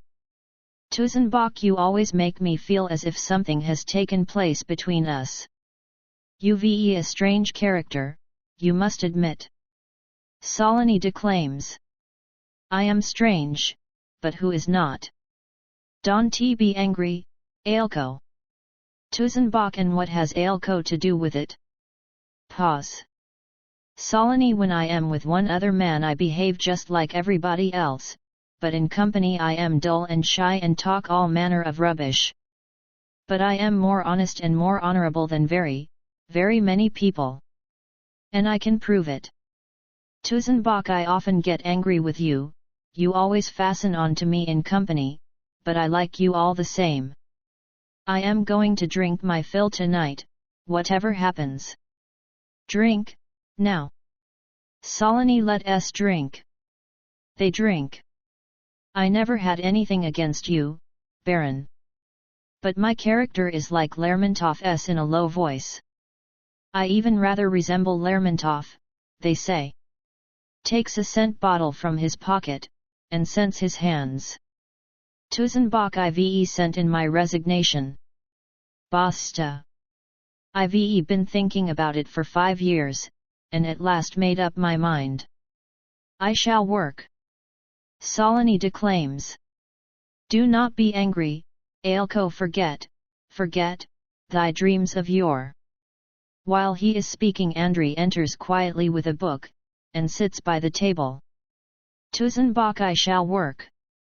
Kebudikan going with Irina into the dining room. And the food was also real Caucasian onion soup, and, for a roast, some shihartma. Solony churumsa 3 isn't meat at all, but a plant something like an onion. Kebudikan, no, my angel. Shihartma isn't onion, but roast mutton. Solony, and I tell you, shihartma is a sort of onion. Kebudikan, and I tell you, shihartma is mutton. Solony, and I tell you, churumsa is a sort of onion. Kibutikan what's the use of arguing? Uve never been in the Caucasus, and never ate any shahartma. Solony I never ate it, because I hate it. It smells like garlic. Andrey imploring. Please, please. I ask you. Tuzenbach, when are the entertainers coming? Irina, they promised for about 9, that is, quite soon. Tuzenbach embraces Andrey. Oh, my house, my new built house. Andrey dances and sings. Newly built of maple wood. Kibutikan dances. Its walls are like a sieve. Laughter. Tuzenbach kisses Andrey. Hang it all, let us drink. Andrey, old boy, let us drink with you. And I'll go with you, Andrey, to the University of Moscow. Solony, which one? There are 2 universities in Moscow. Andrey, there's one university in Moscow. Solony, 2, I tell you. Andrey, don't care if there are 3. So much the better. Solony, there are 2 universities in Moscow. There are murmurs and hushes. There are 2 universities in Moscow, the old one and the new one. And if you don't like to listen, if my words annoy you, then I need not speak. I can even go into another room. Exit. Tuzenbach, bravo, bravo. Laughs. Come on, now. I am going to play. Funny man, Solony. Goes to the piano and plays a waltz. Masha dancing solo. The Baroness drunk, the Baroness drunk, the Baroness drunk. Natasha comes in. Natasha to Kibutikan. Ivan Romanovich. Says something to Kibutikan, then goes out quietly. Kibutikan touches Tuzenbach on the shoulder and whispers something to him. Irina, what is it? Kibutikan, time for us to go. Goodbye. Tuzenbach, good night. It's time we went. Irina, but, really, the entertainers? Andrey in confusion. There won't be any entertainers. You see, dear, Natasha says that Bobby isn't quite well, and so. In a word, I don't care, and it's absolutely all one to me. Irina shrugging her shoulders. Bobby ill. Masha, what is she thinking of? Well, if they are sent home, I suppose they must go. To Irina. Bobby's all right, it's she herself. Here. Taps her forehead. Little bourgeoise. Andrey goes to his room through the right-hand door. Kibutikan follows him. In the dining room they are saying goodbye. Fedotic, what a shame. I was expecting to spend the evening here, but of course, if the little baby is ill I'll bring him some toys tomorrow. Rode loudly. I slept late after dinner today because I thought I was going to dance all night. It's only 9 o'clock now. Masha, let us go into the street, we can talk there. Then we can settle things. Goodbyes and good nights are heard. Tuzenbach's merry laughter is heard. All go out. Anfisa and the maid clear the table, and put out the lights. The nurse sings. Andrey, wearing an overcoat and a hat, and Kibutikan enters silently. Kibutikan, I never managed to get married because my life flashed by like lightning, and because I was madly in love with your mother, who was married. Andrey, one shouldn't marry. One shouldn't, because it's dull. Kibutikan, so there I am, in my loneliness.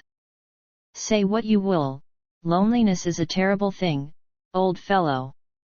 Though really, of course, it absolutely doesn't matter. Andrey, let us be quicker. Kibutikan, what are you in such a hurry for? We shall be in time. Andrey, I am afraid my wife may stop me. Kibutikan, ah. Andrey, I shan't play tonight, I shall only sit and look on. I don't feel very well. What am I to do for my asthma, Ivan Romanovich? Kibudikin don't ask me. I don't remember, old fellow, I don't know. Andrey let us go through the kitchen. They go out. A bell rings, then a second time, voices and laughter are heard. Irina enters. What's that? Anfisa whispers. The entertainers. Bell. Irina tell them there's nobody at home, nurse. They must excuse us. Anfisa goes out. Irina walks about the room deep in thought, she is excited. Solony enters. Solony in surprise. There's nobody here. Where are they all? Irina, they've gone home. Solony, how strange. Are you here alone? Irina, yes, alone. A pause. Goodbye. Solony, just now I behaved tactlessly, with insufficient reserve. But you are not like all the others, you are noble and pure, you can see the truth.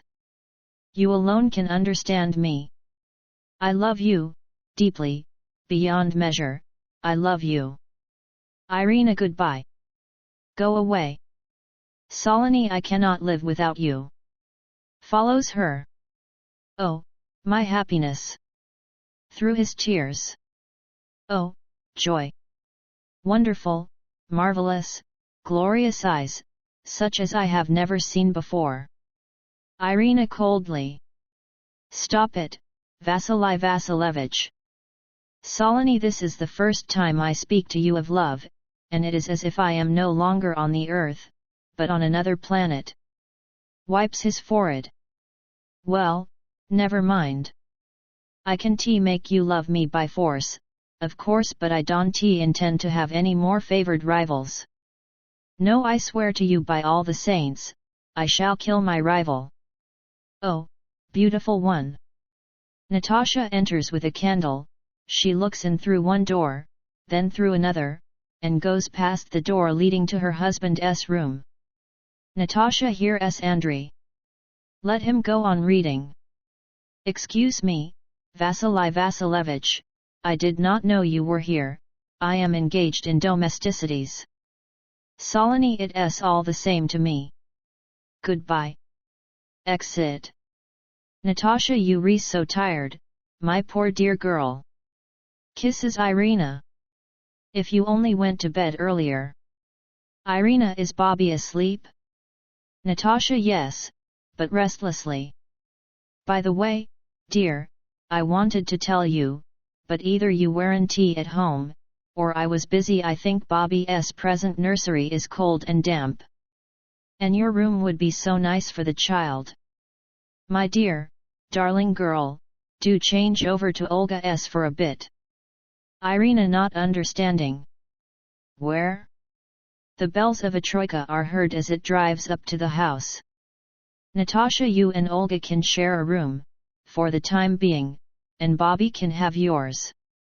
He's such a darling, today I said to him, Bobby, you mine. Mine. And he looked at me with his dear little eyes. A bell rings. It must be Olga. How late she is. The maid enters and whispers to Natasha. Protopopov? What a queer man to do such a thing. Protopopov's come and wants me to go for a drive with him in his troika. Laughs. How funny these men are. A bell rings. Somebody has come. Suppose I did go and have half an hour's drive. To the maid. Say I shan't be long. Bell rings. Somebody's ringing, it must be Olga. Exit. The maid runs out, Irina sits deep in thought, Collagen and Olga enter, followed by Vershinin. Collagen, well, there you are. And you said there was going to be a party. Vershinin, it's queer, I went away not long ago, half an hour ago, and they were expecting entertainers. Irina, they've all gone. Collagen, has Masha gone too? Where has she gone? And what's Proto-Popov waiting for downstairs in his troika? Whom is he expecting? Irina, don't ask questions, I am tired. Collagen, oh, you all whimsies. Olga, my committee meeting is only just over. I am tired out. Our chairwoman is ill, so I had to take her place. My head is aching. Sits. Andrey lost 200 rubles at cards yesterday, the whole town is talking about it. Collagen, yes, my meeting tired me too. Sits. Vershinin, my wife took it into her head to frighten me just now by nearly poisoning herself. It's all right now, and I am glad, I can rest now. But perhaps we ought to go away? Well, my best wishes, Fifer Ilich, let us go somewhere together. I absolutely can stop at home. Come on. Collagen, I am tired. I want go. Gets up. I am tired. Has my wife gone home? Irina, I suppose so. Collagen kisses Irina's hand. Goodbye, I am going to rest all day tomorrow and the day after. Best wishes. Going. I should like some tea. I was looking forward to spending the whole evening in pleasant company and fallaciam hominum spem. Accusative case after an interjection. Vershinin, then I'll go somewhere by myself. Exit with Collagen, whistling. Olga, Ive such a headache, Andrey has been losing money. The whole town is talking. I'll go and lie down. Going. I am free tomorrow. Oh, my God, what a mercy. I am free tomorrow, I am free the day after. Oh, my head, my head. Exit. Irina alone. They've all gone. Nobody's left. A concertina is being played in the street. The nurse sings. Natasha, in fur coat and cap, steps across the dining room, followed by the maid. I'll be back in half an hour. I am only going for a little drive. Exit. Irina alone in her misery. To Moscow. Moscow. Moscow. Act 3, the room shared by Olga and Irina. Beds, screened off, on the right and left. It is past 2 a.m. behind the stage. A fire alarm is ringing, it has apparently been going for some time. Nobody in the house has gone to bed yet. Masha is lying on a sofa dressed, as usual, in black. Enter Olga and Anfisa. Anfisa, now they are downstairs, sitting under the stairs. I said to them, one tea you come up, I said, you can go on like this, and they simply cried, we don't know where father is. They said, he may be burnt up by now. What an idea! And in the yard there are some people also undressed. Olga takes a dress out of the cupboard. Take this grey dress. And this and the blouse as well. Take the skirt, too, nurse. My God! How awful it is! The whole of the Kirsanovsky road seems to have burned down. Take this and this. Throws clothes into her hands. The poor Vershinins are so frightened. Their house was nearly burnt. They ought to come here for the night. They shouldn't be allowed to go home.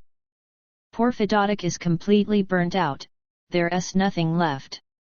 Anfisa, couldn't you call Farapont, Olga dear? I can hardly manage. Olga rings. They'll never answer. At the door. Come here, whoever there is. Through the open door can be seen a window, red with flame. A fire engine is heard passing the house. How awful this is! And how I am sick of it! Farapont enters. Take these things down. The Kolodilin girls are down below and let them have them. This, too. Farapont Yesm in the year 12 Moscow was burning too. Oh, my God! The Frenchmen were surprised. Olga, go on, go on. Farapont Yesm exit. Olga, nurse, dear, let them have everything. We don't want anything. Give it all to them, nurse. I am tired, I can hardly keep on my legs. The Vershynens must be allowed to go home. The girls can sleep in the drawing room, and Alexander Ignatievich can go downstairs to the Baroness flat. Fedotic can go there, too, or else into our dining room. The doctor is drunk, beastly drunk, as if on purpose, so nobody can go to him. Vershynen's wife, too, may go into the drawing room. Anfisa tired. Olga, dear girl, don't dismiss me. Don't dismiss me. Olga, you talking nonsense, nurse. Nobody is dismissing you. Anfisa puts Olga's head against her bosom. My dear, precious girl, I am working, I am toiling away, I am growing weak, and they all say go away. And where shall I go? Where? I am 81 years old. Olga, you sit down, nurse dear. You retired, poor dear. Makes her sit down. Rest, dear. You so pale. Natasha comes in. Natasha, they are saying that a committee to assist the sufferers from the fire must be formed at once. What do you think of that? It's a beautiful idea. Of course the poor ought to be helped, it's the duty of the rich. Bobby and little Sophie are sleeping as if nothing at all was the matter. There's such a lot of people here, the place is full of them, wherever you go. There's influenza in the town now. I am afraid the children may catch it. Olga not attending. In this room we can see the fire, it's quiet here. Natasha, yes, I suppose I am all untidy. Before the looking glass. They say I am growing stout, it isn't true. Certainly it isn't. Masha's asleep, the poor thing is tired out. Coldly, to Anfisa. Don't dare to be seated in my presence. Get up. Out of this. Exit Anfisa, a pause. I don't understand what makes you keep on that old woman. Olga confusedly. Excuse me, I don't understand either. Natasha, she's no good here. She comes from the country, she ought to live there. Spoiling her, I call it. I like order in the house. We don't want any unnecessary people here. Strokes her cheek. You retired, poor thing. Our headmistress is tired. And when my little Sophie grows up and goes to school I shall be so afraid of you. Olga, I shan't be headmistress. Natasha, they'll appoint you, Olga. It's settled. Olga, I'll refuse the post. I can I am not strong enough. Drinks water. You were so rude to nurse just now, I am sorry. I can stand it, everything seems dark in front of me. Natasha excited. Forgive me, Olga, forgive me, I didn't want to annoy you. Masha gets up, takes a pillow and goes out angrily. Olga, remember, dear, we have been brought up, in an unusual way, perhaps, but I can bear this. Such behavior has a bad effect on me, I get ill, I simply lose heart. Natasha, forgive me, forgive me. Kisses her. Olga, even the least bit of rudeness, the slightest impoliteness, upsets me.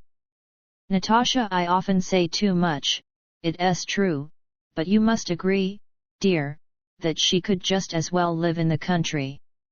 Olga, she has been with us for 30 years. Natasha, but she can do any work now. Either I don't understand, or you don't want to understand me. She's no good for work, she can only sleep or sit about. Olga, and let her sit about. Natasha, surprised. What do you mean? She's only a servant. Crying. I don't understand you, Olga. I've got a nurse, a wet nurse, we've a cook, a housemaid. What do we want that old woman for as well? What good is she? Fire alarm behind the stage. Olga, I've grown 10 years older tonight. Natasha, we must come to an agreement, Olga. Your place is the school, mine the home. You devote yourself to teaching, I, to the household. And if I talk about servants, then I do know what I am talking about, I do know what I am talking about, and tomorrow there's to be no more of that old thief, that old hag stamping. That witch. And don't you dare to annoy me. Don't you dare. Stopping short. Really, if you don't move downstairs, we shall always be quarreling. This is awful. Enter Collagen. Collagen, where's Masha? It's time we went home. The fire seems to be going down. Stretches himself. Only one block has burnt down, but there was such a wind that it seemed at first the whole town was going to burn. Sits. I am tired out. My dear Olga, I often think that if it hadn't been for Masha, I should have married you. You are awfully nice. I am absolutely tired out. Listens. Olga, what is it? Collagen, the doctor, of course, has been drinking hard, he's terribly drunk. He might have done it on purpose. Gets up. He seems to be coming here. Do you hear him? Yes, here. Laughs. What a man, really. I'll hide myself. Goes to the cupboard and stands in the corner. What a rogue. Olga, he hadn't touched a drop for 2 years, and now he suddenly goes and gets drunk. Retires with Natasha to the back of the room. Budikin enters, apparently sober. He stops, looks round, then goes to the washstand and begins to wash his hands. Budikin angrily. Devil take them all, take them all. They think I am a doctor and can cure everything, and I know absolutely nothing. I've forgotten all I ever knew, I remember nothing, absolutely nothing. Olga and Natasha go out, unnoticed by him. Devil take it. Last Wednesday I attended a woman in Zasip and she died, and it's my fault that she died. Yes, I used to know a certain amount 25 years ago, but I don't remember anything now. Nothing. Perhaps I am not really a man, and am only pretending that I've got arms and legs and a head. Perhaps I don't exist at all, and only imagine that I walk and eat and sleep. Cries. Oh, if only I didn't exist. Stops crying, angrily. The devil only knows. Day before yesterday they were talking in the club. They said, Shakespeare, Voltaire I'd never read at all, and I put on an expression as if I had read. And so did the others. Oh, how beastly! How petty! And then I remembered the woman I killed on Wednesday and I couldn't get her out of my mind, and everything in my mind became crooked, nasty, wretched. So I went and drank. Irina, Vershinin, and Tuzenbach enter. Tuzenbach is wearing new and fashionable civilian clothes. Irina, let us sit down here. Nobody will come in here. Vershinin, the whole town would have been destroyed if it hadn't been for the soldiers. Good men. Rubs his hands appreciatively. Splendid people. Oh, what a fine lot. Collagen coming up to him. What's the time? Tuzenbach, it's past 3 now. It's dawning. Irina, they are all sitting in the dining room, nobody is going. And that Solony of yours is sitting there. To keep Udican. Hadn't you better be going to sleep, doctor? Keep Udican it's all right thank you. Combs his beard. Collagen laughs. Speaking a bit difficult, Ivan Romanovich. Pats him on the shoulder. Good man. In vino veritas, the ancients used to say. Tusenbach they keep on asking me to get up a concert in aid of the sufferers. Irina as if one could do anything. Tusenbach it might be arranged, if necessary. In my opinion Maria Sergeyevna is an excellent pianist. Collagen yes, excellent. Irina she's forgotten everything. She hasn't played for 3 years or 4. Tusenbach in this town absolutely nobody understands music, not a soul except myself, but I do understand it, and assure you on my word of honor that Maria Sergeyevna plays excellently, almost with genius. Collagen you are right, Baron, I am awfully fond of Masha. She's very fine. Tusenbach to be able to play so admirably and to realize at the same time that nobody can understand you. Collagen sighs. Yes. But will it be quite all right for her to take part in a concert? Pause. You see, I don't know anything about it. Perhaps it will even be all to the good. Although I must admit that our director is a good man, a very good man even, a very clever man, still he has such views. Of course it isn't his business but still, if you wish it, perhaps I'd better talk to him. Kibudikin takes a porcelain clock into his hands and examines it. Verschinen I got so dirty while the fire was on, I don't look like anybody on earth. Pause. Yesterday I happened to hear, casually, that they want to transfer our brigade to some distant place. Some said to Poland, others, to Chita. Tusenbach I heard so, too. Well, if it is so, the town will be quite empty. Irina and we'll go away, too. Kibudikin drops the clock which breaks to pieces. To smithereens. A pause, everybody is pained and confused. Collagen gathering up the pieces. To smash such a valuable object Ivan Romanovich. A very bad mark for your misbehavior. Irina, that clock used to belong to our mother. Kibudikin perhaps. To your mother. Perhaps I didn't break it, it only looks as if I broke it. Perhaps we only think that we exist, when really we don't. I don't know anything, nobody knows anything. At the door. What are you looking at? Natasha has a little romance with Protopopov, and you don't see it. There you sit and see nothing, and Natasha has a little romance with Protopovov. Sings. 1 you please accept this date. Exit. Verschinen yes. Laughs. How strange everything really is. Pause. When the fire broke out, I hurried off home.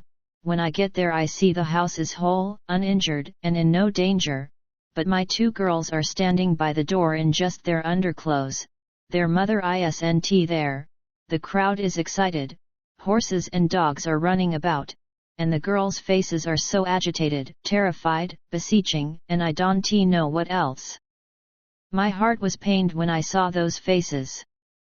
My God, I thought, what these girls will have to put up with if they live long. I caught them up and ran, and still kept on thinking the one thing what they will have to live through in this world. Fire alarm, a pause. I come here and find their mother shouting and angry. Masha enters with a pillow and sits on the sofa. And when my girls were standing by the door in just their underclothes, and the street was red from the fire, there was a dreadful noise, and I thought that something of the sort used to happen many years ago when an enemy made a sudden attack, and looted, and burned. And at the same time what a difference there really is between the present and the past.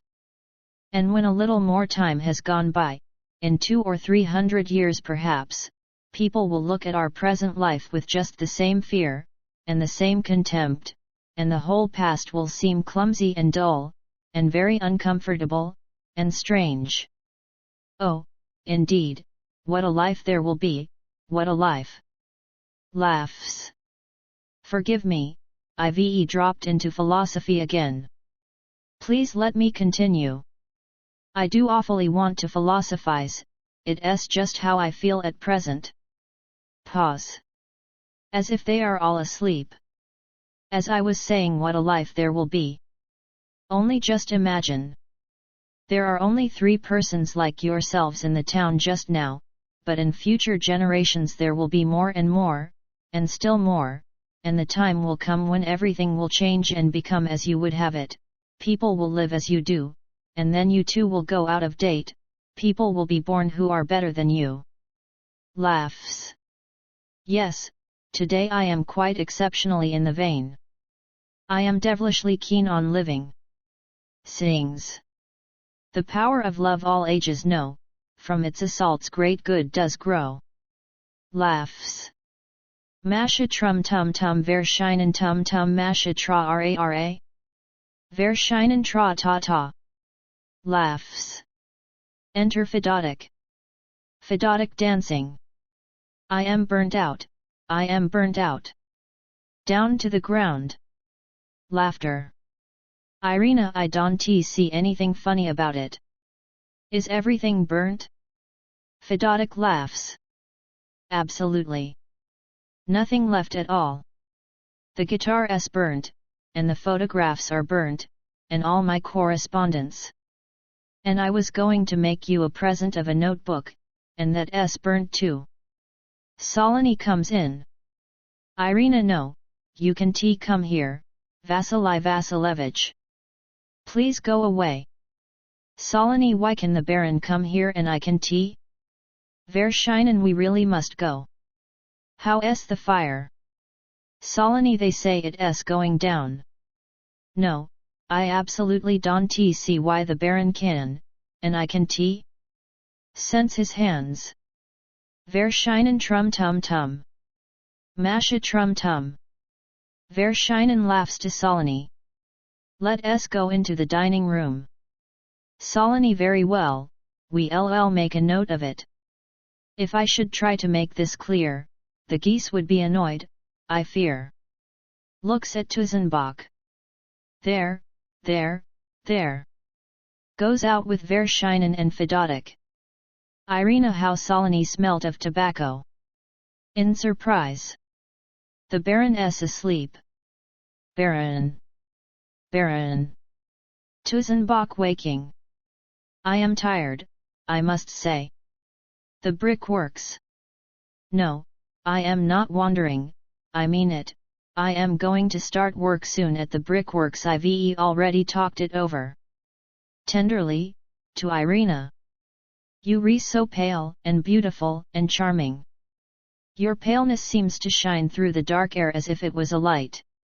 You are sad, displeased with life. Oh, come with me, let us go and work together. Masha Nikolaevich, go away from here. Tuzenbach laughs. Are you here? I didn't see you. Kisses Irina's hand. Goodbye, I'll go. I look at you now and I remember, as if it was long ago, your name day, when you, cheerfully and merrily, were talking about the joys of labor. And how happy life seemed to me, then. What has happened to it now? Kisses her hand. There are tears in your eyes. Go to bed now, it is already day, the morning begins. If only I was allowed to give my life for you. Masha Nikolaevich, go away. What business Tuzenbach, I am off. Exit. Masha lies down. Are you asleep, Fever? Collagen et? Masha, shouldn't you go home? Collagen, my dear Masha, my darling Masha. Irina, she's tired out. You might let her rest, Fedia. Collagen Ill go at once. My wife sa good, splendid I love you, my only one. Masha angrily. Amo, Amas, Amat, Amamis, Amatis, Amant. Collagen laughs. No, she really is wonderful. I've been your husband 7 years, and it seems as if I was only married yesterday. On my word. No, you really are a wonderful woman. I am satisfied, I am satisfied, I am satisfied. Masha, I am bored, I am bored, I am bored. Sits up. But I can't get it out of my head. It's simply disgraceful. It has been gnawing away at me. I can't keep silent. I mean about Andrey. He has mortgaged this house with the bank, and his wife has got all the money, but the house doesn't belong to him alone, but to the 4 of us. He ought to know that, if he's an honorable man. Collagen, what's the use, Masha? Andrey is in debt all round. Well, let him do as he pleases. Masha, it's disgraceful, anyway. Lies down. Collagen, you and I are not poor. I work, take my classes, give private lessons. I am a plain, honest man, omnia mea mecum porto, as they say. Masha, I don't want anything, but the unfairness of it disgusts me. Pause. You go, Fever. Collagen kisses her. You retired, just rest for half an hour, and I'll sit and wait for you. Sleep. Going. I am satisfied, I am satisfied, I am satisfied. Exit. Irina, yes, really, our Andrey has grown smaller, how he's snuffed out and aged with that woman. He used to want to be a professor, and yesterday he was boasting that at last he had been made a member of the district council. He is a member, and Protopopov is chairman. The whole town talks and laughs about it, and he alone knows and sees nothing. And now everybody's gone to look at the fire, but he sits alone in his room and pays no attention, only just plays on his fiddle. Nervily. Oh, it's awful, awful, awful. Weeps. I can't bear it any longer. I can't. Olga comes in and clears up at her little table. Irina is sobbing loudly. Throw me out, I can't bear any more. Olga alarmed. What is it, what is it? Dear. Irina sobbing. Where has everything gone? Where is it all? Oh my God, my God. I've forgotten everything, I don't remember what is the Italian for window or, well, for ceiling. I forget everything, every day I forget it, and life passes and will never return, and we'll never go away to Moscow. I see that we'll never go. Olga dear, dear. Irina controlling herself. Oh, I am unhappy. I can't work, I shan't work. Enough, enough. I used to be a telegraphist, now I work at the town council offices, and I have nothing but hate and contempt for all they give me to do. I am already 23, I have already been at work for a long while, and my brain has dried up, and I've grown thinner, plainer, older, and there is no relief of any sort, and time goes and it seems all the while as if I am going away from the real, the beautiful life, farther and farther away, down some precipice. I am in despair and I can't understand how it is that I am still alive, that I haven't killed myself. Olga, don't cry, dear girl, don't cry, I suffer, too. Irina, I am not crying, not crying. Enough. Look, I am not crying anymore. Enough, enough. Olga dear, I tell you as a sister and a friend, if you want my advice, marry the Baron. Irina cries softly. You respect him, you think highly of him. It is true that he is not handsome, but he is so honorable and clean people don't marry from love, but in order to do one's duty. I think so, at any rate, and I marry without being in love. Whoever he was, I should marry him, so long as he was a decent man. Even if he was old. Irina, I was always waiting until we should be settled in Moscow, there I should meet my true love. I used to think about him, and love him.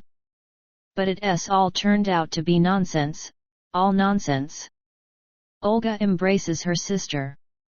My dear, beautiful sister, I understand everything. When Baron Nikolai Lvovich left the army and came to us in evening dress, for he seemed so bad looking to me that I even started crying. He asked, "What are you crying for?" How could I tell him? But if God brought him to marry you, I should be happy. That would be different, quite different. Natasha with a candle walks across the stage from right to left without saying anything. Masha sitting up. She walks as if she's set something on fire. Olga, Masha, you silly, you the silliest of the family. Please forgive me for saying so. Pause. Masha, I want to make a confession, dear sisters. My soul is in pain. I will confess to you, and never again to anybody. I'll tell you this minute. Softly. It's my secret, but you must know everything. I can't be silent. Pause. I love that man. You saw him only just now. Why don't I say it in one word? I love Vershinin. Olga goes behind her screen. Stop that, I don't hear you in any case. Masha, what am I to do? Takes her head in her hands.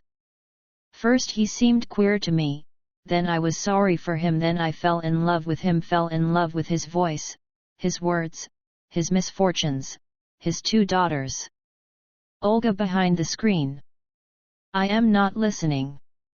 You may talk any nonsense you like, it will be all the same, I shan't hear. Masha, oh, Olga, you are foolish. I am in love, that means that is to be my fate. It means that is to be my lot. And he loves me. It is all awful. Yes, it isn't good, is it? Takes Irina's hand and draws her to her. Oh, my dear. How are we going to live through our lives? What is to become of us? When you read a novel it all seems so old and easy, but when you fall in love yourself, then you learn that nobody knows anything, and each must decide for himself. My dear ones, my sisters, I've confessed, now I shall keep silence. Like the lunatics in Gogol's story, I am going to be silent. Silent. Andrey enters, followed by Ferapont. Andrey angrily. What do you want? I don't understand. Ferapont at the door, impatiently. I've already told you 10 times, Andrey Sergeyevich. Andrey, in the first place I am not Andrey Sergeyevich, but Sir. 5 Ferapont the fireman, sir, ask if they can go across your garden to the river. Else they go right round, it's a nuisance. Andrey, all right. Tell them it's all right. Exit Ferapont. I am tired of them. Where is Olga? Olga comes out from behind the screen. I came to you for the key of the cupboard. I lost my own. You've got a little key. Olga gives him the key. Irina goes behind her screen. Pause. What a huge fire. It's going down now. Hang it all, that Ferapont made me so angry that I talked nonsense to him. Sir, indeed. A pause.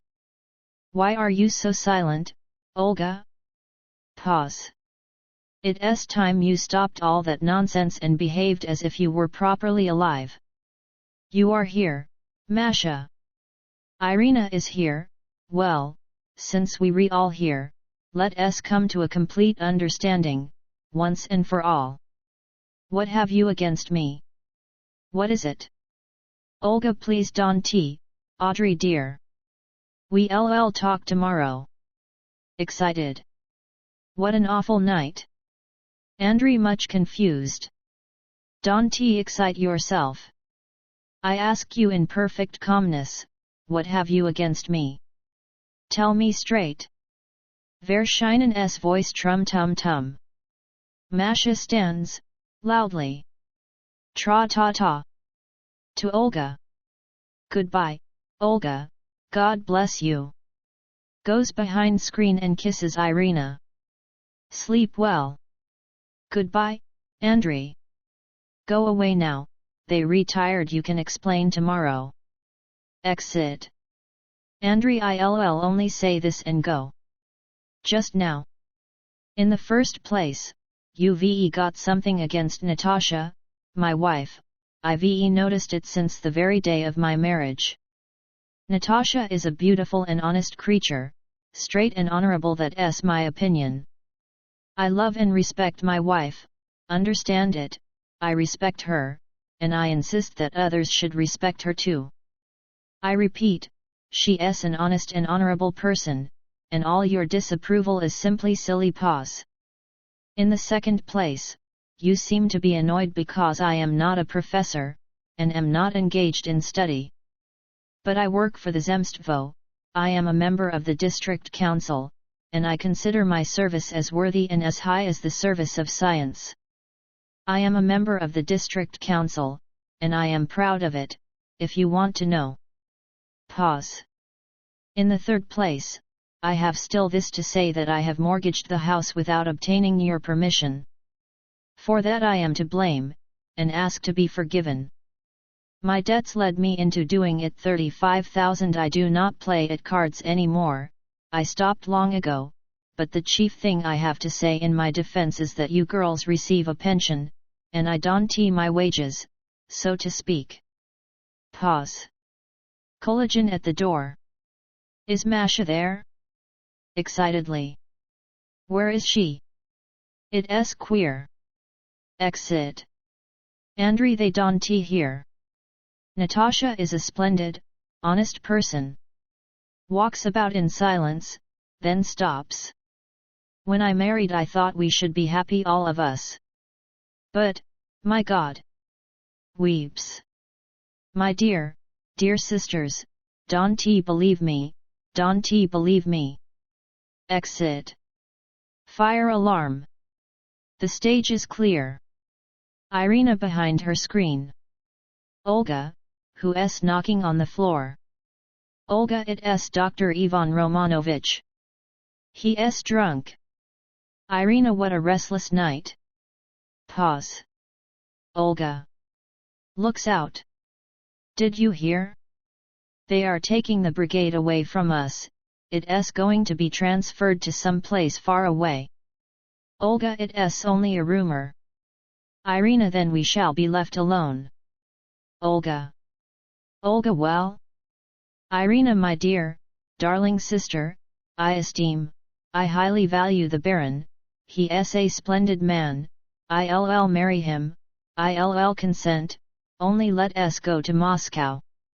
I implore you, let us go. There's nothing better than Moscow on earth. Let us go, Olga, let us go.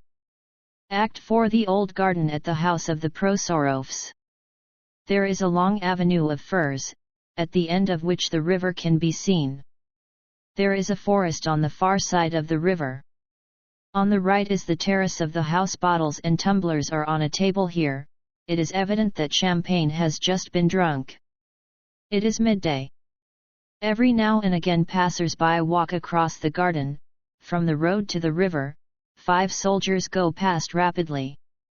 Kibudikin, in a comfortable frame of mind which does not desert him throughout the act, sits in an armchair in the garden, waiting to be called. He wears a peaked cap and has a stick. Irina, Collagen with a cross hanging from his neck and without his mustaches, and Tuzenbach are standing on the terrace seeing off Fedotik and road, who are coming down into the garden. Both officers are in service uniform. Tuzenbach exchanges kisses with Fedotek. You re a good sort, we got on so well together. Exchanges kisses with Rode. Once again. Goodbye, old man. Irina au revoir. Fedotek at isnt au revoir, it s goodbye, we'll never meet again. Collagen who knows. Wipes his eyes, smiles. Here Ive started crying. Irina we'll meet again sometime. Fedotek after 10 years or 15. We'll hardly know one another then, we'll say, how do you do? Coldly. Takes a snapshot. Keep still. Once more, for the last time. Rode embracing Tuzenbach. We shan't meet again. Kisses Irina's hand. Thank you for everything, for everything. Fedotek grieved. Don't be in such a hurry. Tuzenbach we shall meet again, if God wills it. Write to us. Be sure to write. Rode looking round the garden. Goodbye, trees. Shouts. Yo-ho. Pause. Goodbye, echo. Collagen best wishes. Go and get yourselves wives there in Poland. Your Polish wife will clasp you and call you Kochanku. 6 laughs. Fedotek looking at the time. There's less than an hour left. Solony is the only one of our battery who is going on the barge, the rest of us are going with the main body. 3 batteries are leaving today, another 3 tomorrow, and then the town will be quiet and peaceful. Tuzenbach and terribly dull. Rode and where is Maria Sergeyevna? Collagen Masha is in the garden. Fedotek we'd like to say goodbye to her. Rode goodbye, I must go, or else I'll start weeping. Quickly embraces Collagen and Tuzenbach, and kisses Irina's hand. We've been so happy here. Fedotek to Collagen. Here's a keepsake for you, a notebook with a pencil. We'll go to the river from here. They go aside and both look round. Rode shouts. Yo-ho. Collagen shouts. Goodbye. At the back of the stage Fedotek and Rode meet Masha, they say goodbye and go out with her. Irina they've gone. Sits on the bottom step of the terrace. Kebudikin and they forgot to say goodbye to me. Irina, but why is that? Kebudikin, I just forgot, somehow. Though I'll soon see them again, I am going tomorrow. Yes, just 1 day left. I shall be retired in a year, then I'll come here again, and finish my life near you. Ive only 1 year before I get my pension. Puts one newspaper into his pocket and takes another out. I'll come here to you and change my life radically. I'll be so quiet, so agreeable, respectable. Irina, yes, you ought to change your life, dear man, somehow or other. Kebudikin, yes, I feel it. Sings softly. Tarara boom di. Collagen, we want to reform Ivan Romanovich. We want to reform him. Kebudikin, if only I was apprenticed to you. Then I'd reform. Irina, Pfeiffer has shaved his mustache. I can bear to look at him. Collagen, well, what about it? Kebudikin, I could tell you what your face looks like now, but it wouldn't be polite. Collagen, well. It's the custom, it's modus vivendi. Our director is clean-shaven, and so I too, when I received my inspectorship, had my mustaches removed. Nobody likes it, but it's all one to me. I am satisfied. Whether Ive got mustaches or not, I am satisfied. Sits. At the back of the stage Andrey is wheeling a perambulator containing a sleeping infant. Irina, Ivan Romanovich, be a darling. I am awfully worried. You were out on the boulevard last night, tell me, what happened? Kebudikin, what happened? Nothing. Quite a trifling matter. Reads paper. Of no importance. Collagen, they say that Solony and the Baron met yesterday on the boulevard near the theatre. Tusenbach, stop. What right waves his hand and goes into the house. Collagen, near the theatre Solony started behaving offensively to the Baron, who lost his temper and said something nasty. Kebudikin, I don't know. It's all bunkum. Collagen, at some seminary or other a master wrote bunkum on an essay, and the student couldn't make the letters out, thought it was a Latin word luckum. Laughs. Awfully funny, that. They say that Solony is in love with Irina and hates the Baron. That's quite natural. Irina is a very nice girl. She's even like Masha, she's so thoughtful. Only, Irina, your character is gentler. Though Masha's character, too, is a very good one. I am very fond of Masha. Shouts of yo-ho are heard behind the stage. Irina shudders. Everything seems to frighten me today. Pause. I've got everything ready, and I send my things off after dinner. The Baron and I will be married tomorrow, and tomorrow we go away to the brickworks, and the next day I go to the school, and the new life begins. God will help me.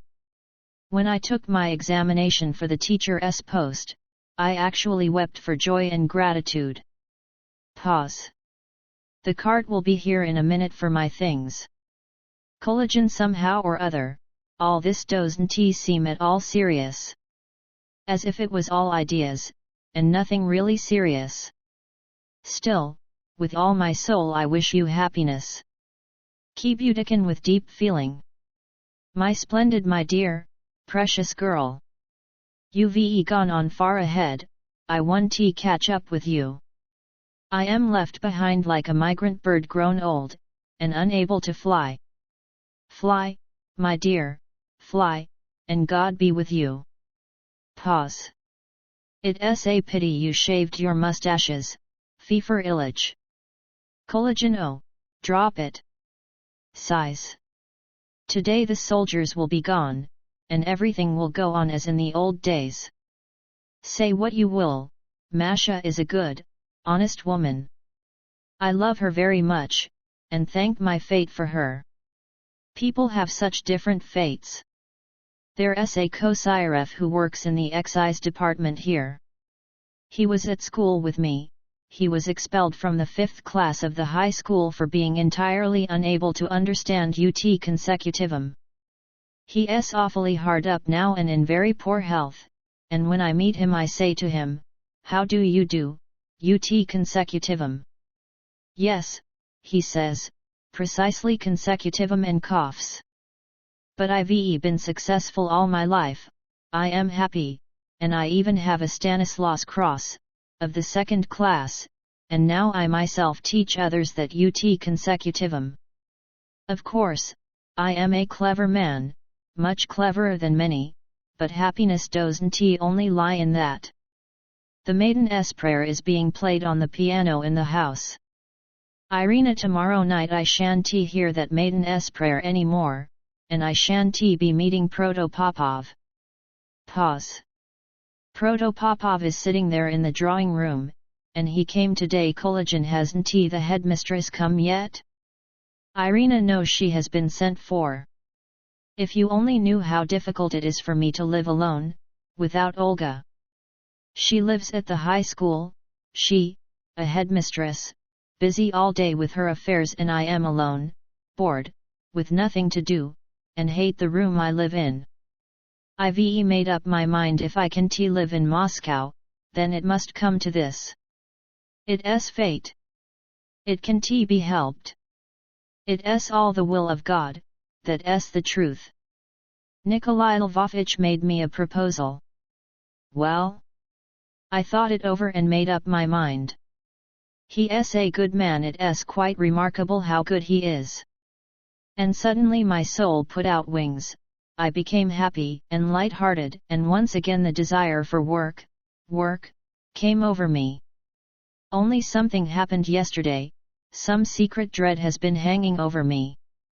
Ki Budikan Lukam. Rubbish. Natasha at the window. The headmistress. Collagen, the headmistress has come. Let us go. Exit with Irina into the house. Ki Budikan, it is my washing day. Tara ra boom di. Masha approaches. Andrey is wheeling a perambulator at the back. Masha, here you are, sitting here, doing nothing. Ki Budikan, what then? Masha sits. Nothing. Pause. Did you love my mother? Ki Budikan, very much. Masha, and did she love you? Ki Budikan, after a pause. I don't remember that. Masha, is my man here? When our cook Martha used to ask about her gendarme, she used to say my man. Is he here? Ki Budikan, not yet. Masha, when you take your happiness in little bits, in snatches, and then lose it, as I have done, you gradually get coarser, more bitter. Points to her bosom. I am boiling in here. Looks at Andrey with the perambulator. There's our brother Andrey. All our hopes in him have gone.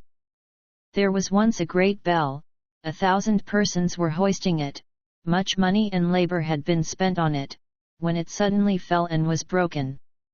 Suddenly, for no particular reason. Andrey is like that. Andrey, when are they going to stop making such a noise in the house? It's awful. Ki Budikan, they won't be much longer. Looks at his watch. My watch is very old-fashioned, it strikes the hours. Winds the watch and makes it strike.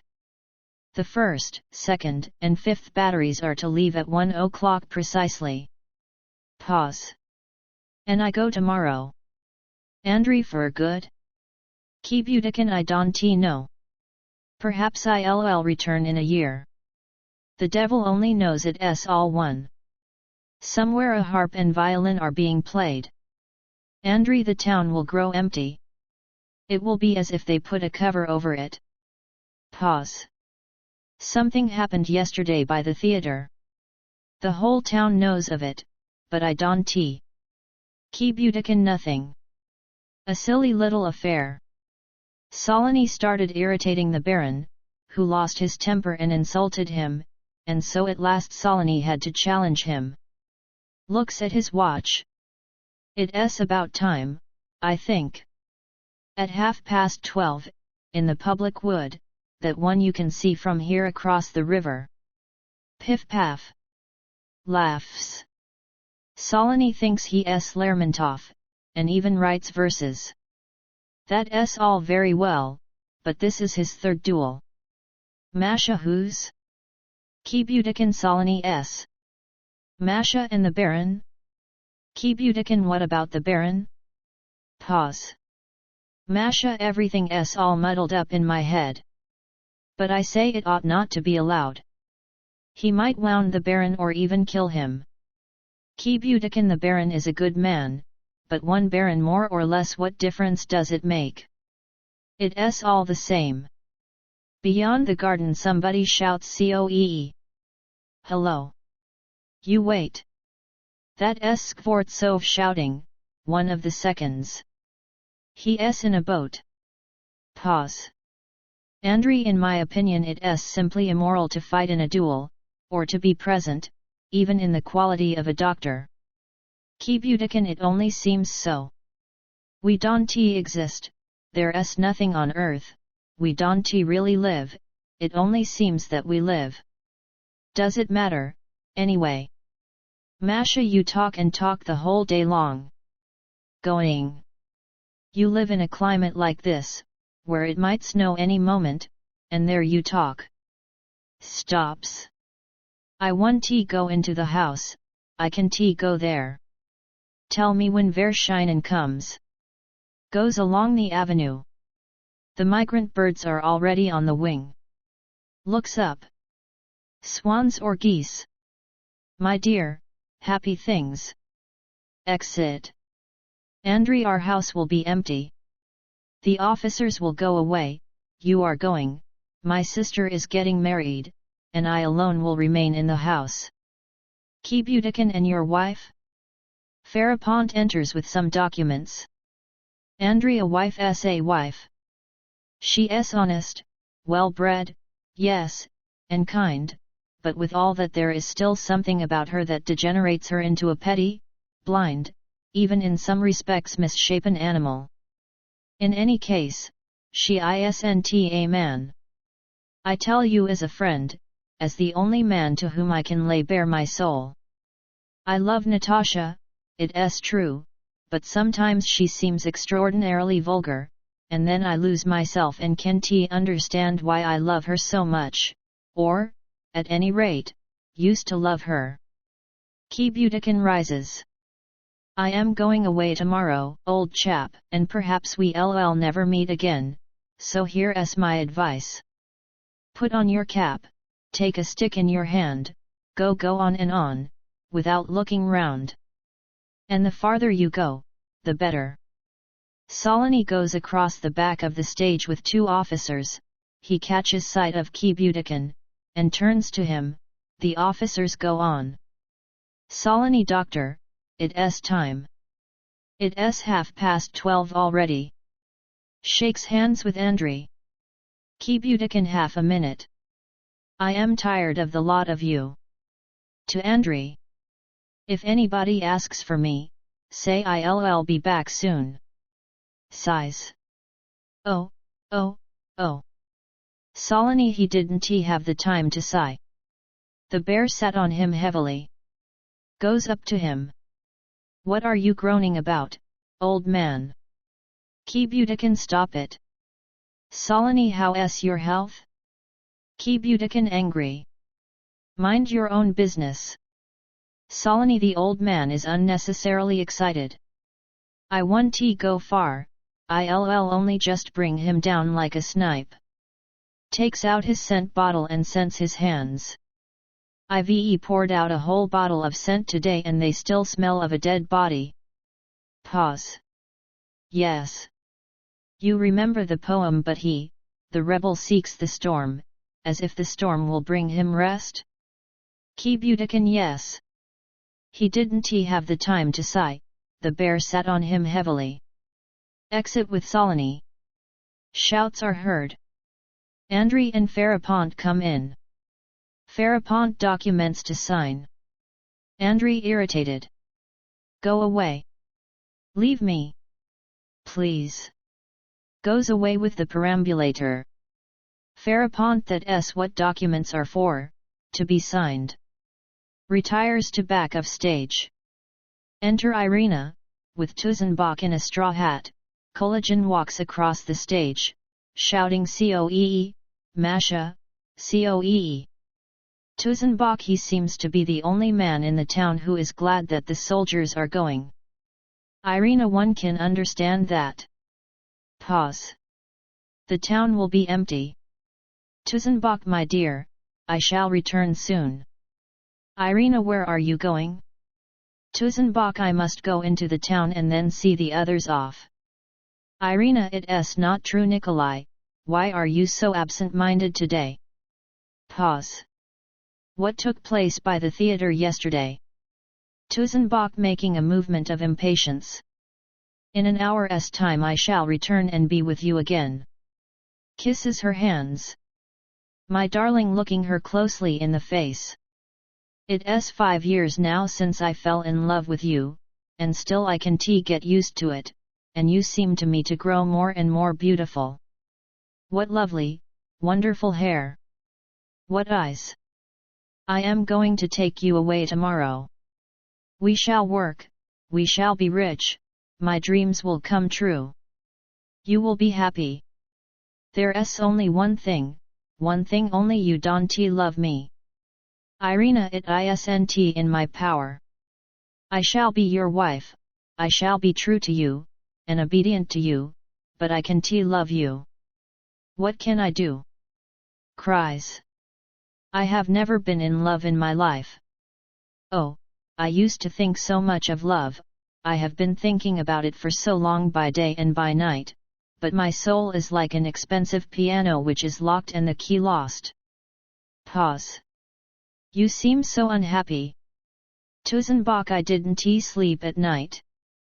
There is nothing in my life so awful as to be able to frighten me, only that lost key torments my soul and does not let me sleep. Say something to me. Pause. Say something to me. Irina, what can I say? What? Tusenbach, anything. Irina, Donti. Donti. Pause. Tusenbach, it is curious how silly trivial little things, sometimes for no apparent reason, become significant. At first you laugh at these things, you think they are of no importance, you go on and you feel that you haven't got the strength to stop yourself. Oh, don't let us talk about it. I am happy. It is as if for the first time in my life I see these firs, maples, beeches, and they all look at me inquisitively and wait. What beautiful trees, and how beautiful, when one comes to think of it, life must be near them. A shout of COEE. In the distance. It's time I went. There's a tree which has dried up, but it still sways in the breeze with the others. And so it seems to me that if I die, I shall still take part in life in one way or another. Goodbye, dear. Kisses her hands. The papers which you gave me are on my table under the calendar. Irina, I am coming with you. Tusenbach nervously. No, no. He goes quickly and stops in the avenue. Irina. Irina, what is it? Tusenbach, not knowing what to say. I haven't had any coffee today. Tell them to make me some. He goes out quickly. Irina stands deep in thought.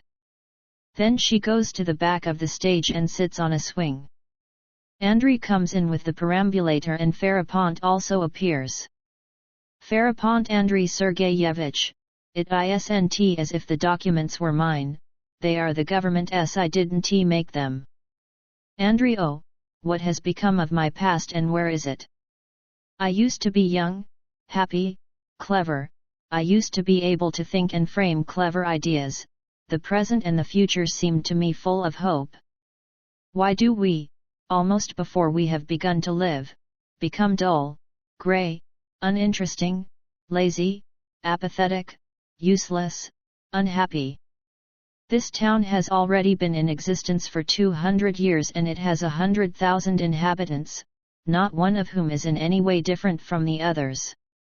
There has never been, now or at any other time, a single leader of men, a single scholar, an artist, a man of even the slightest eminence who might arouse envy or a passionate desire to be imitated. They only eat, drink, sleep, and then they die. More people are born and also eat, drink, sleep, and so as not to go silly from boredom, they try to make life many-sided with their beastly backbiting, vodka, cards, and litigation. The wives deceive their husbands, and the husbands lie, and pretend they see nothing and hear nothing, and the evil influence irresistibly oppresses the children and the divine spark in them is extinguished, and they become just as pitiful corpses and just as much like one another as their fathers and mothers. Angrily to Farapont. What do you want?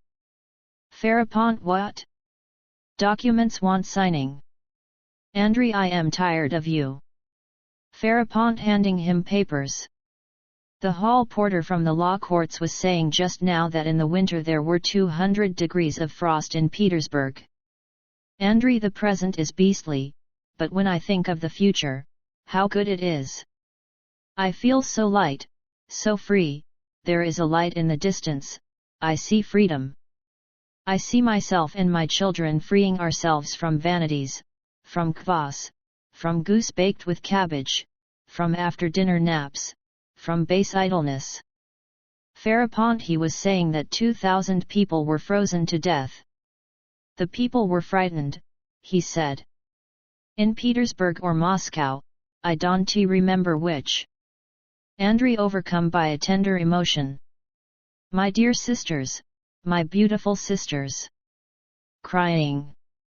Masha, my sister. Natasha at the window. Who's talking so loudly out here?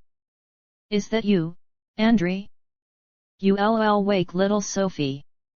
Ilne faut pas faire du brute, la Sophie est dormie déjà. Vous êtes un ars. Angrily. If you want to talk, then give the perambulator and the baby to somebody else. Farapont, take the perambulator. Farapont yes takes the perambulator. Andrey confused. I am speaking quietly. Natasha at the window, nursing her boy. Bobby. Naughty Bobby. Bad little Bobby. Andrey looking through the papers. All right, I'll look them over and sign if necessary, and you can take them back to the offices. Goes into house reading papers. Farapont takes the perambulator to the back of the garden.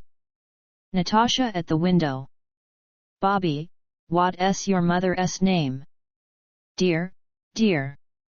And who's this? That's Aunt Olga. Say to your aunt, how do you do, Olga? Two wandering musicians, a man and a girl, are playing on a violin and a harp. Vershinin, Olga, and Anfisa come out of the house and listen for a minute in silence. Irina comes up to them. Olga, our garden might be a public thoroughfare, from the way people walk and ride across it. Nurse, give those musicians something. Anfisa gives money to the musicians. Go away with God's blessing on you. The musicians bow and go away. A bitter sort of people. You don't play on a full stomach. To Irina. How do you do, Arisha? Kisses her. Well, little girl, here I am, still alive. Still alive. In the high school, together with little Olga, in her official apartments, so the Lord has appointed for my old age. Sinful woman that I am, I've never lived like that in my life before. A large flat, government property, and I've a whole room and bed to myself. All government property. I wake up at nights and, oh God, and Holy Mother, there isn't a happier person than I. Vershinin looks at his watch. We are going soon, Olga Sergeyevna. It's time for me to go. Pause. I wish you every. Where's Maria Sergeyevna? Irina, she's somewhere in the garden. I'll go and look for her. Vershinin, if you'll be so kind. I haven't tea time. Anfisa, I'll go and look, too. Shouts. Little Masha, Coee. Goes out with Irina down into the garden. Coee. Vershinin, everything comes to an end. And so we, too, must part. Looks at his watch. The town gave us a sort of farewell breakfast, we had champagne to drink and the mayor made a speech, and I ate and listened, but my soul was here all the time. Looks round the garden. I am so used to you now. Olga, shall we ever meet again? Vershinin, probably not. Pause. My wife and both my daughters will stay here another 2 months. If anything happens, or if anything has to be done, Olga, yes, of course. You need not worry. Pause. Tomorrow there won't be a single soldier left in the town, it will all be a memory, and, of course, for us a new life will begin. Pause. None of our plans are coming right. I didn't want to be a headmistress, but they made me one, all the same. It means there's no chance of Moscow. Vershinin, well, thank you for everything. Forgive me if I've said such an awful lot, forgive me for that too, don't think badly of me. Olga wipes her eyes. Ysnt Masha coming verschinen. What else can I say in parting? Can I philosophize about anything? Laughs. Life is heavy. To many of us it seems dull and hopeless, but still, it must be acknowledged that it is getting lighter and clearer, and it seems that the time is not far off when it will be quite clear. Looks at his watch. It's time I went. Mankind used to be absorbed in wars, and all its existence was filled with campaigns, attacks, defeats. Now we've outlived all that, leaving after us a great waste place, which there is nothing to fill with at present, but mankind is looking for something, and will certainly find it. Oh, if it only happened more quickly. Pause. If only education could be added to industry, and industry to education. Looks at his watch. It's time I went. Olga, here she comes. Enter Masha. Verschinen, I came to say goodbye. Olga steps aside a little, so as not to be in their way. Masha looking him in the face. Goodbye. Prolonged kiss. Olga, don't Masha is crying bitterly. Verschinen, write to me. Don't forget. Let me go. It's time.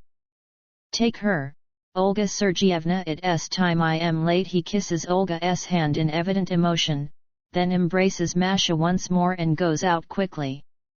Olga, don't Masha. Stop, dear. Collagen enters. Collagen confused. Never mind, let her cry, let her. My dear Masha, my good Masha. You re my wife, and I am happy. Whatever happens I am not complaining, I don't reproach you at all. Olga is a witness to it. Let us begin to live again as we used to, and not by a single word, or hint. Masha restraining her sobs. There stands a green oak by the sea, and a chain of bright gold is around it. And a chain of bright gold is around it. I am going off my head. There stands a green oak by the sea.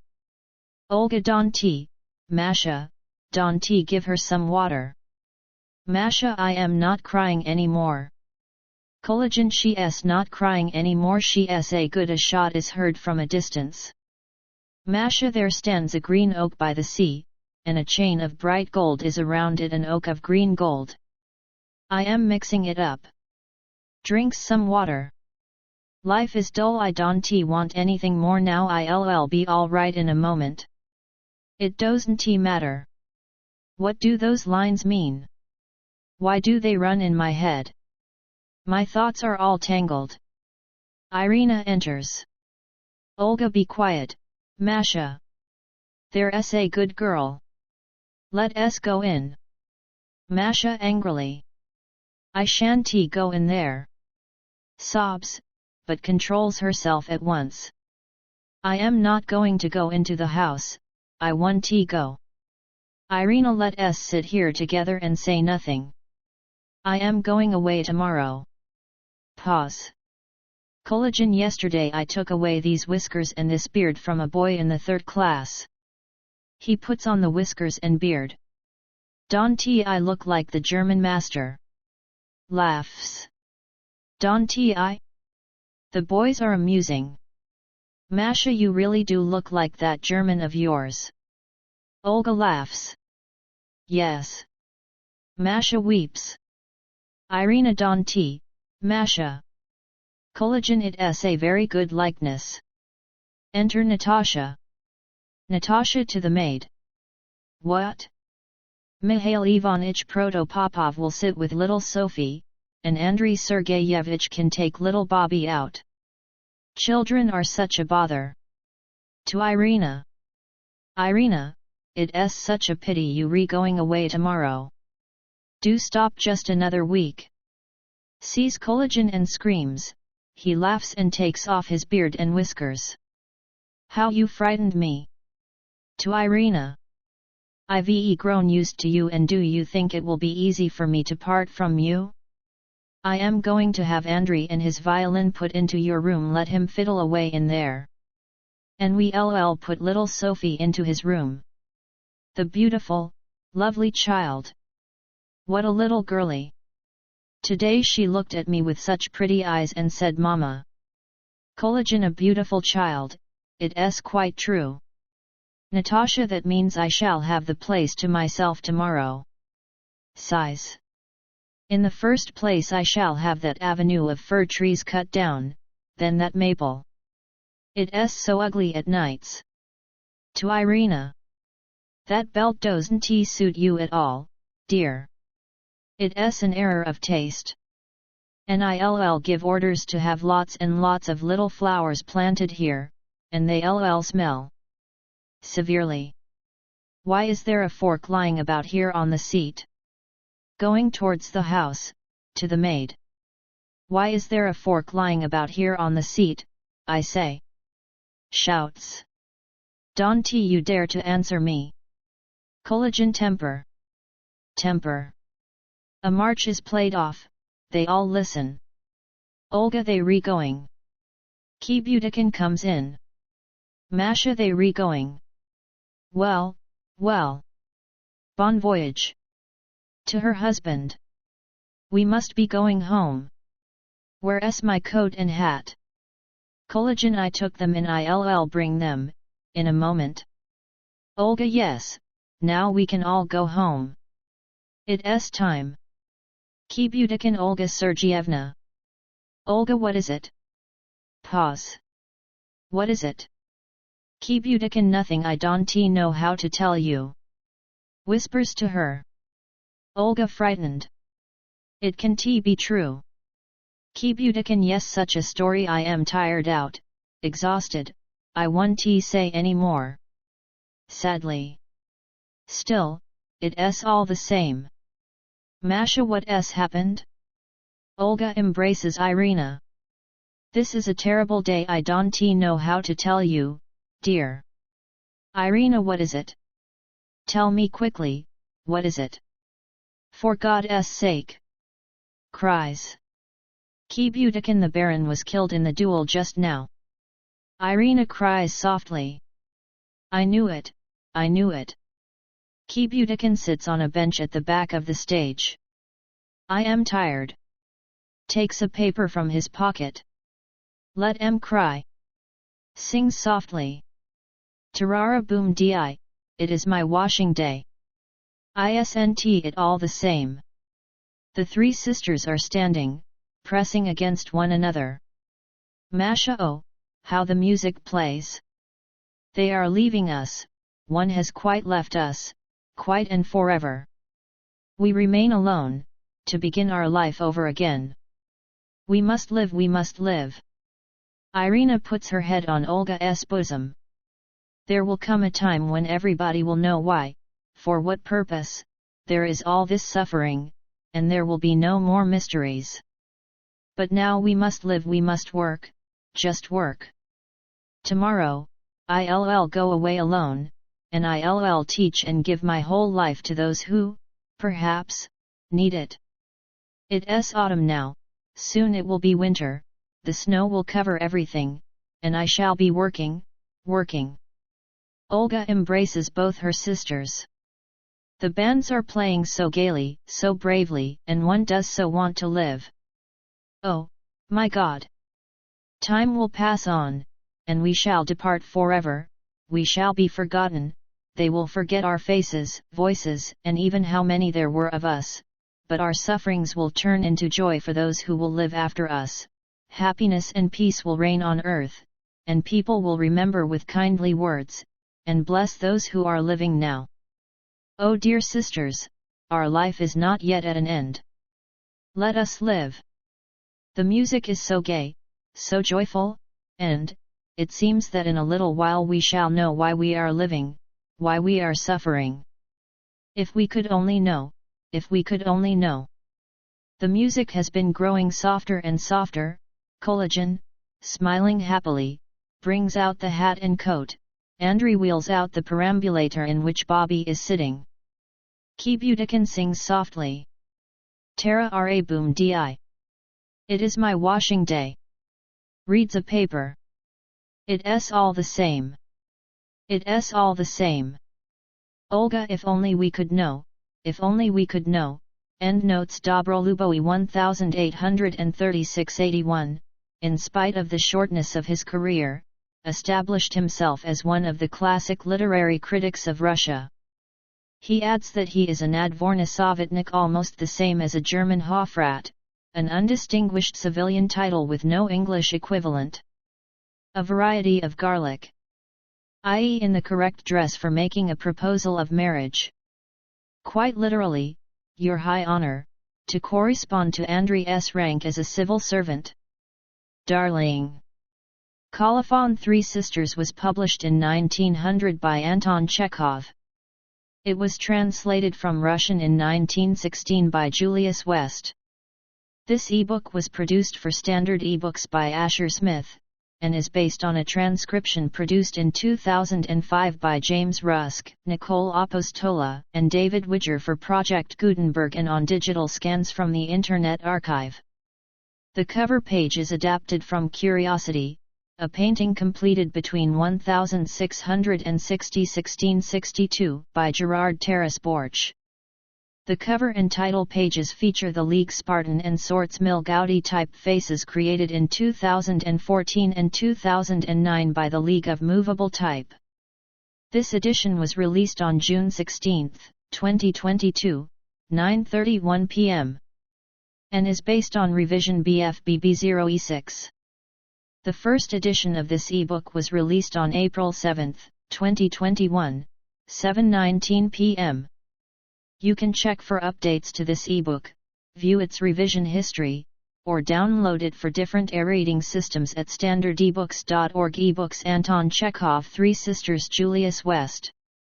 The volunteer-driven Standard eBooks project relies on readers like you to submit typos, corrections, and other improvements. Anyone can contribute at standardebooks.org. Uncopyright. May you do good and not evil. May you find forgiveness for yourself and forgive others. May you share freely, never taking more than you give. Copyright pages exist to tell you can do something. Unlike them, this uncopyright page exists to tell you that the writing and artwork in this ebook are believed to be in the United States public domain, that is, they are believed to be free of copyright restrictions in the United States. The United States public domain represents our collective cultural heritage, and items in it are free for anyone in the United States to do almost anything at all with, without having to get permission. Copyright laws are different all over the world, and the source text or artwork in this ebook may still be copyrighted in other countries. If you are not located in the United States, you must check your local laws before using this ebook. Standard eBooks makes no representations regarding the copyright status of the source text or artwork in this ebook in any country other than the United States.